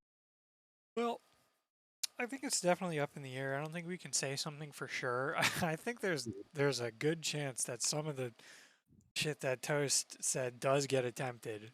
We're gonna see some weird shit with that. Um, I think ultimately we're either going to see the Japanese government step in and actually establish like what the fuck is going on and Mm. make things better for people, Wow. or we're going, yeah, or we're more likely going to just see essentially the trend we have now, where it's like we're gonna see massive brain drain. We're gonna see people fucking quitting at the bottom, like after a couple of years. We're gonna see shit like Ano, who's just like, yeah, I'm done. Never mind. Like, fuck this shit. Yeah. I'm fucking directing Tokusatsu series now. Like, I'm not doing this. Um, and like, I don't know. As far as entertainment, I think we're gonna see that. I think I think we're just gonna see. Because I think we're going to see this in a lot of places. I think we're going to see in these sorts of industries, whether it be like gaming, etc., like we're going to see massive brain drain to the point where you're going to either have a government or you're going to have investors or you're going to have just basically whoever can essentially establish like what the fuck is going on here to essentially look at where the money is going, because I don't think that's a thing that anyone's considered in like really any of these industries anymore. Like I still see people who report on game industry shit be like, "Oh yeah, the CFO of whatever company has like a fucking $100 million bonus and makes like fucking $7 million a year." And like, that's okay because they're like a CFO of a company and like that's a big responsibility and a big job. And I'm like, there isn't a job or responsibility on the fucking planet that is worth that amount of money. Like it's genuinely worth that. There's Right. no fucking way. Like it's just not realistic. So I think we're gonna have we're gonna come to a pretty big head with that. Just I think it's going to be more of a global reaction too, because I think we're going to see it even in shit like restaurant, like the food industry as well. Like we're already seeing a mass exodus in the States of people in the fucking food industry because they get paid like shit and then they get treated like shit at their job normally. And now during COVID and during like, this time of now fucking like vaccine cards and shit like that, you have even more people who are fucking out of their minds, like making trouble. Right. So it just becomes not worth it, and then you get a mass exodus of people. And so I think, I would hope, it turns into analysts or just anyone in general and governments and shit looking at disparities and like being like, there's no fucking reason, even for someone at the top of this company, to be making like, you know, literally like 100,000% more, right? No, that was Yeah. probably too excessive. Probably not 100,000%. It's probably getting into like trillions of dollars. You know what I mean? Like they're gonna see the point where it's like, okay, this is an entry level animator, and you have this studio that is making this thing that's making X amount of money. And Right. these animators are making like, if we were being generous and like in the States, entry level, you're making like maybe 30,000, 40,000 or something. Hmm. And you're making that much, but then you go to like one of like the fucking like financial people or something, or the CEO or some shit like that in a fucking licensing Production company. company. Yeah, exactly. Yeah, and it's like they're making, like $100 million a year. And it's like, okay, this person sends emails Right, maybe exactly. all day, maybe, probably They not. get they get an assistant to send Yeah, emails. that's the thing too. And then it's like, so basically they might dictate emails. It's like, yeah, it's gotten to the point where The I don't know. inequality's too much. I don't want to get into a whole bunch of shit like that, but it is at the point where it's not sustainable, and very Yeah, it's at a clearly breaking. so, because you can't, like, just in general, you can't just shuffle around people constantly between industries and essentially just flip these abuses everywhere. Near. What about you? A little bit Uh, about the future. A little bit last words. I mean, with the trends that have been going, right? I think, uh, I mean, I don't know, Mark, dude. Like the way the industry's been, it's been like this for a long time, right? Hmm. And the industry itself shows really no signs of like changing. It's very obvious that like there's no real like reflection on the state of the industry within the industry itself. Hmm. Um, because there have been quite a few scandals that have come out, obviously, in the past several years. A1 uh, having multiple scandals uh, UFO within like table. yeah, UFO table, fucking Mappa, Hmm. um, and I think the Mappa one, I think strikes home with a lot of stuff we've been talking about here. But like when And the also, Mappa thing, this doesn't cover all like the bankruptcies and defunct like VN anime. Like yeah, Manglobe was one of the more noticeable ones that went yep, under yep, pretty in the past couple of years. But yeah, yeah. sorry, Colin. But like the Mappa incident, I think, and like it was such a good moment to capitalize on, right? Like Yeah. you have these animators that are like, "Am- we're being overworked and we're not being paid, right? Yep. Yep. And Yep. like what came out of it? It was Mappa going, oh, oops, we'll do better next time, Yeah. and nothing happened. There was no push for improvement in working conditions. Um, there was no there was no outrage in the fact that like animators are being paid like fucking dirt. People took it as like this is some weird like freak incident where just this one time they were paid like crap. No, this is this is the norm. This happens Hmm. in every studio. This happens to pretty much every animator. Like it is happening all the time. Yeah. And like the Mappa scandal was like the perfect moment to be like, guys, this needs to change, right? But like Mhm. there was no reaction um in the Western community. There was very minimal reaction in the Japanese side of things. Um, like even animators themselves, they seemed fine, or rather, they seemed not really fine, but like they seemed like it seemed like there wasn't really there wasn't that much shit kicked up from Mappa just sweeping it under the rug, you know? Right. Like there wasn't that much outrage, which to me was very bizarre. Um, it's like this story comes out where it's like the industry sucks, right? Like these people are being treated like dirt, and like this is happening everywhere.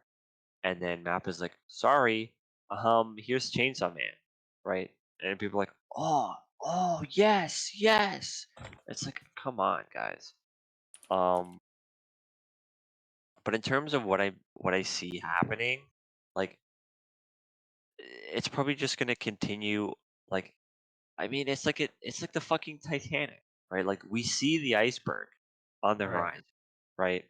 And the Japanese government sees it, the anime industry sees it, and instead of changing course, they instead pump money into something that doesn't need money pumped into it, right? Um, Hmm. they fight these battles that don't need to be fought or can't be won, and like the iceberg that is like outsourcing to China or Korea or Hmm.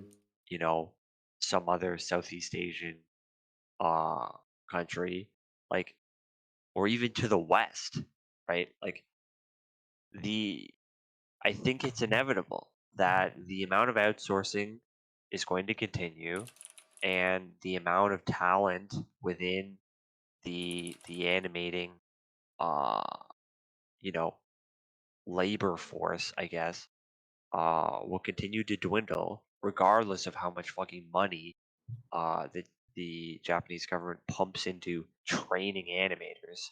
Um, and I feel like eventually there's probably going to be some sort of crash. Um, Yeah. Yeah. I really don't see many other uh outcomes because the Japanese government seems absolutely like oblivious. Incompetent. Yeah. Um, Incompetent. yeah, just like they have no idea what they're doing. It's They're gotta be pumping, the fire senior. It's gotta yeah, be the like fire they're pumping senior. money into shit that like is completely like just worthless. Like you don't need to train more animators when like the fucking meat grinder is like getting all of your fucking animators to just quit like Hmm. pretty much as soon as they're hired. Yeah. It's ridiculous. Um, so I don't know. The way I see it is outsourcing is going to continue. There's probably going to be a bigger uptick in like CG stuff. Um, because like for some reason the anime industry is like, oh well, uh, all our animators are fucking leaving. So instead of improving conditions to keep our animators, we're just gonna like try out this CG stuff, see if that works. And it's like, well, that's probably not gonna work because most anime watchers turn their nose up at CG, which is, Yeah. relatively understandable, um, considering the history of CG within anime. Um, And even the current stuff that's coming out now, it's not that good. yeah, Yeah. it's not great. Um, you have Studio Orange, which is like Yeah. pioneering stuff, but then nobody's really following suit. Um, Even Studio Orange is kind of like they are they are very much kind of like this is our art more than like we're adapting CG stuff to anime style. You know what I mean? yeah, yeah. Um, I don't know.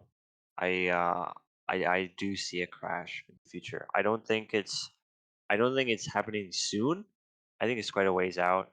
because the Japanese government will pump untold fucking billions into the Hmm. anime industry, keep it alive.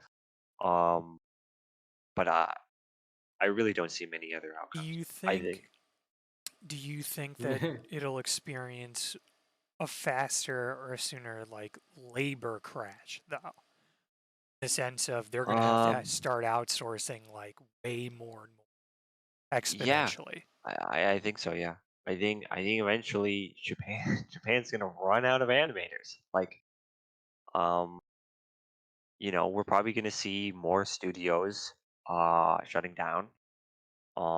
It's like Smaller ones. it's like the government pays to train the animators, but the moment they get out of training school, they're like, no, sorry, I'm not gonna do it anymore. Yeah, Yeah, they It's don't like go the basically, into right? animators like want it Like, to the work. advertising industry instead, or Yeah. the yeah, software industry, or literally anywhere else. yeah, you get out of school and then like you realize like how fucked this line of work is, and then you either A, quit, or B, um you become like more of a contract worker while you're doing other work. Freelance Yeah. kind of stuff. Um, like there's just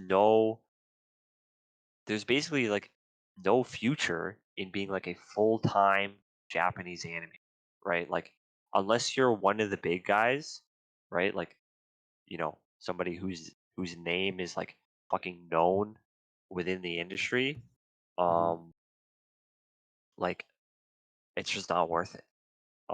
Yep. And you know, I think, I mean, obviously, a lot of people they train to be animators because they have a passion for it, right? Like Right. it's what they want to do. But once they get out of the school and then they get into the industry, they get put into the meat grinder, they get paid like shit, they get treated like dirt, and they say fuck it, right? And like it's not worth it. Um, Hmm. and you know, there's only so many people in Japan that are willing to go through that. You know, I definitely think there is going to be, regardless of how much fucking money the Japanese government pumps into it, I think there will be a labor shortage for animators. Um, You know how in China they have those like anti-suicide nets for the factory workers and stuff like that? yeah, Um, they should have those nets hanging outside the studios, but instead of like this, I mean, like it could also work for the suicides, but it's mainly to like prevent the people from like just quitting their jobs. It's like it catches them, bounces them yeah, back into the Yeah, studio. yeah. they're It's gonna it's like install like cell bars, fucking but they're bouncy. Microsoft augmented reality windows so they can't look out their window and maybe Yeah, see a exactly. different job opportunity. Yeah, exactly. It's just gonna be a rainy fucking, or like, Yeah, it's gonna be a sunny it's day. foggy fucking day every single day you enter. You can't see that Yeah. billboard. Yeah, Anyways, yeah, okay. Yeah, again, I agree with pretty much everything. yeah. I mean, Uh, it's a bit of a black pill, but like I don't know. I really it's don't gonna see. happen. Yeah, Yeah, I don't see really any other alternative. I pretty much agree with everything these guys said, but maybe um I might end up painting an even bleaker picture with my words, if that can be believed. But I think I actually don't know if the crash is going to happen, but there are two kind of ways it's going to happen. The crash is going, if the crash happens, that crash is going to probably happen within 5 to 10 years of within the from now. I think it's going to happen, and it's going to be it's going to be bad. It's going to involve a lot of fucking bankruptcies. It's going to involve a lot of people complaining, unions, just studios going out of business, people just rushing, Sony trying to do some shit, just Cyber Agent and Abema TV, that like umbrella company that controls like everything, right? Yeah, Them trying to do some shit, Cyber Agency, right, or whatever they're called, right? The umbrella company, Kodansha, etc., trying to do something. They're all gonna be fucking panicking, and it's gonna be bad, and it's gonna happen. And the years before, the government's gonna be trying. The government and all the editorials and everybody are gonna be pointing fingers everywhere, just like it's because of piracy. It's because we're contracting to Southeast Asia. It's because it's so expensive to draw eyes. It's because Kyoani got caught in a. They're gonna be complaining about every goddamn irrelevant excuse under the sun, and then it's going to crash, or it's going to slowly shrink. And I think both, what happens after that, either when it shrinks or it crashes, things are going to be the same. I think the anime industry is ultimately going to go the way of the visual novel industry. It's just going to become a thing where it just shrinks and shrinks and shrinks, and it just becomes an extremely novelty kind of project, or like something that like a bigger company just says, okay, maybe we want to make an anime now, and it just kind of gets made just because it helps with the promotion or as part of a multimedia project or whatever. But I just think it's going to get shrunker and shrunker and shrunker. It's going to be rarer. And even when it is made, it's just going to be made with some weird combination of like ghetto CG and like AI kind of stuff, like not fully well formed like AI technology. And it's just going to be some shoddy, like kind of B tier anime that's different from like, the sort of handmade stuff that we see these days. And I think that's See, going to be it. It's just, yeah. I'll pitch a slightly more optimistic counter. So I think the U.S. slightly had like a slight turnaround in certain areas. Right. With I think it's like the studio that God, I don't know why I can't remember their name. Like the one that does Castlevania and stuff. I think a lot of them are like they follow more like fair pay, like shit. Granted, laws in the U.S. are a little bit more, they exist over Japan, Mhm. but it is more of a quote unquote indie style studio. Right. In the sense of, essentially when you have like something get as bad as that is, I feel like the shrinking will kind of also lead to sort of like popping up of those studios again, and basically in a sense of better equipped to put out their own shit, and or just more like one to one where it's like, you'll go like studio 2, um what do you want to call that, like publisher, like you'll go studio right to Netflix, you'll go studio right to the streaming service. They'll be Won't more have self-sustained, yeah. Yeah, you won't have, so you'll cut out essentially that middleman that's like fucking absorbing way too much of the money. And so then you won't have those people essentially at the top that have such a great disparity. Still have a disparity Right. between like the studio head, but like that's going to be way smaller than what we have now.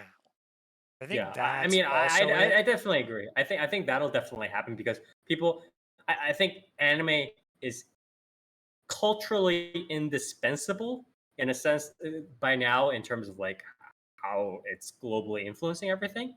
The issue is I think if this goes on and like a crash happens and people kind of shift to other medium, right? Like again, like web novels or VTubers or whatever, or like just free stuff on YouTube. I think anime, again, much like visual novels, while still being a cultural thing, will just become a very small, compact, like kind of skeleton of its former self. Does that make sense? Is sort of what I'm thinking. I think even I think that eventually rules will get better and like regulations and like the culture will get better and better in terms of like the government will step in and probably be like, hey, you guys can't. You guys probably have to give a little bit more money to the anime studios, or like the government will start paying like the anime industry more, or like help pitch in to fund the anime industry better, or the culture will make it so that the animators get paid a little bit more than before. But I think before all of those good stuff happen, Oh, it's going to get the bad. Yeah, it's going to get worse before it gets better.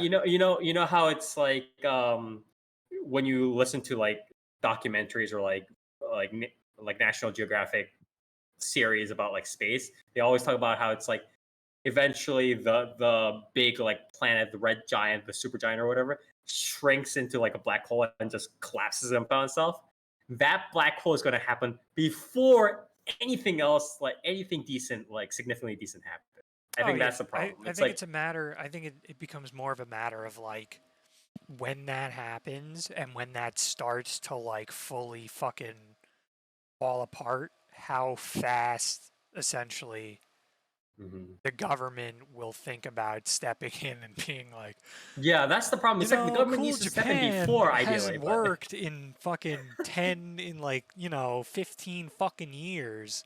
bro, they Maybe we gotta should do pay the something a duty-free little bit tomatoes. different.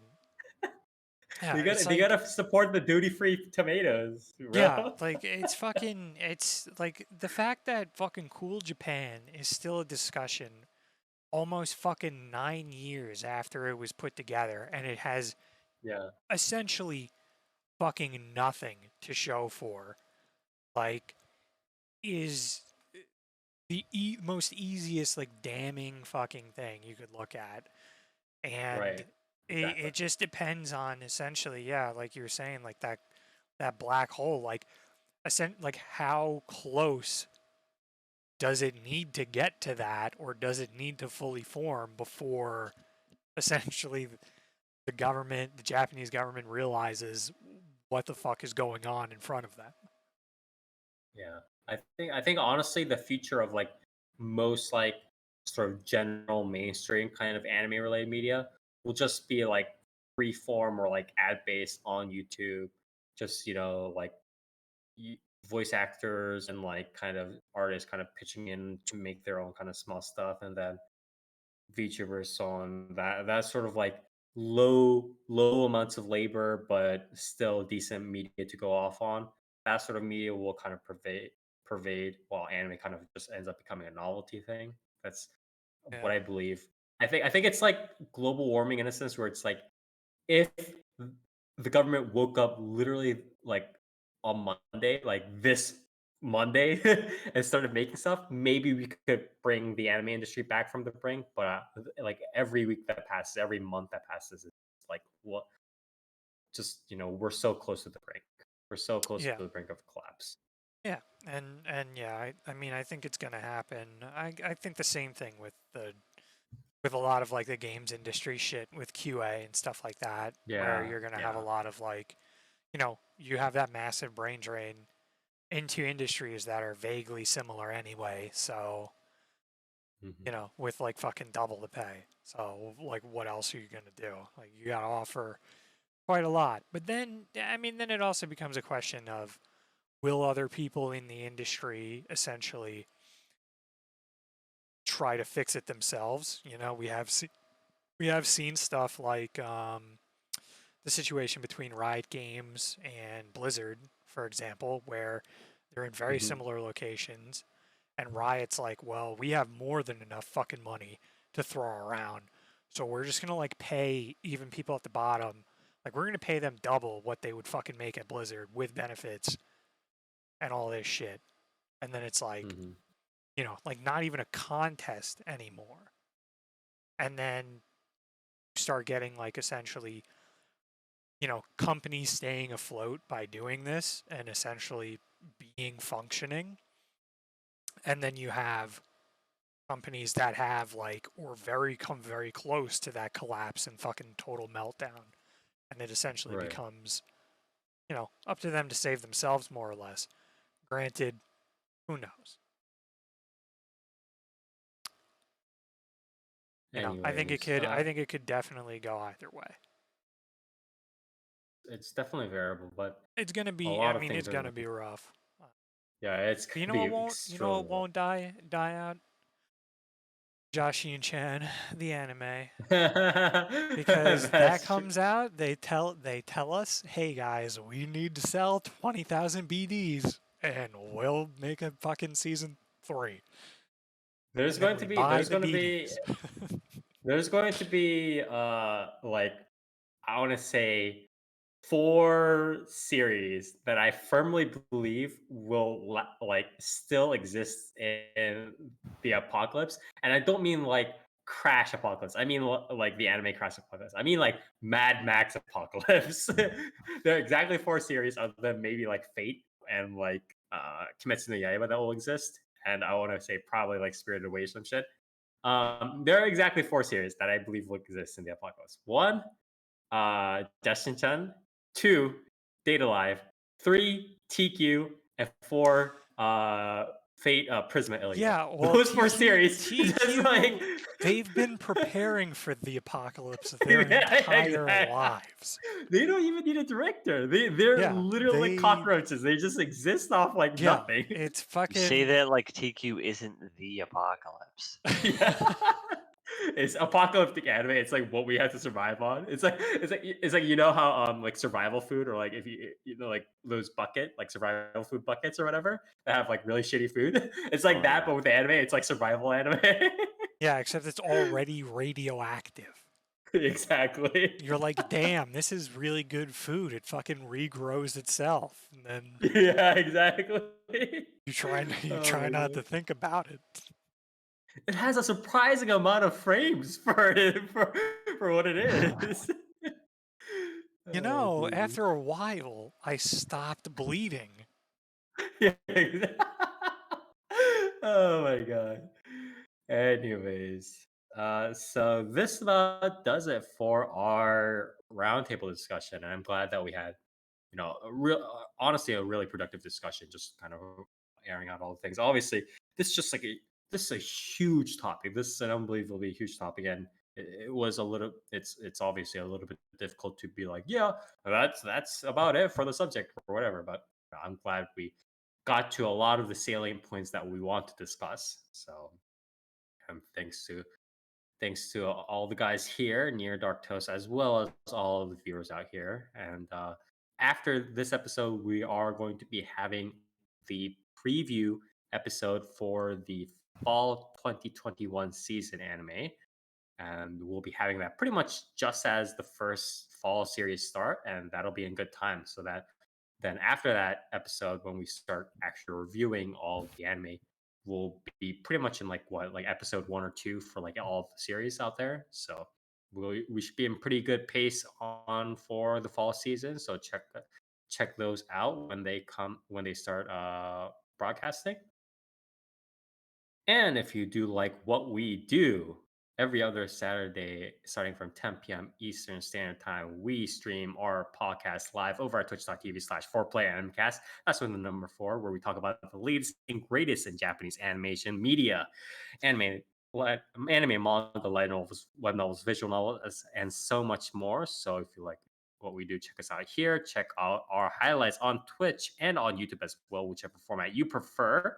Highlights of our podcast recordings, and check us out with regards to updates and more information on our podcast, on our social media, on Facebook, 4PlayerAnimecast, and on Twitter at 4PlayerAnimecast. So, till next time.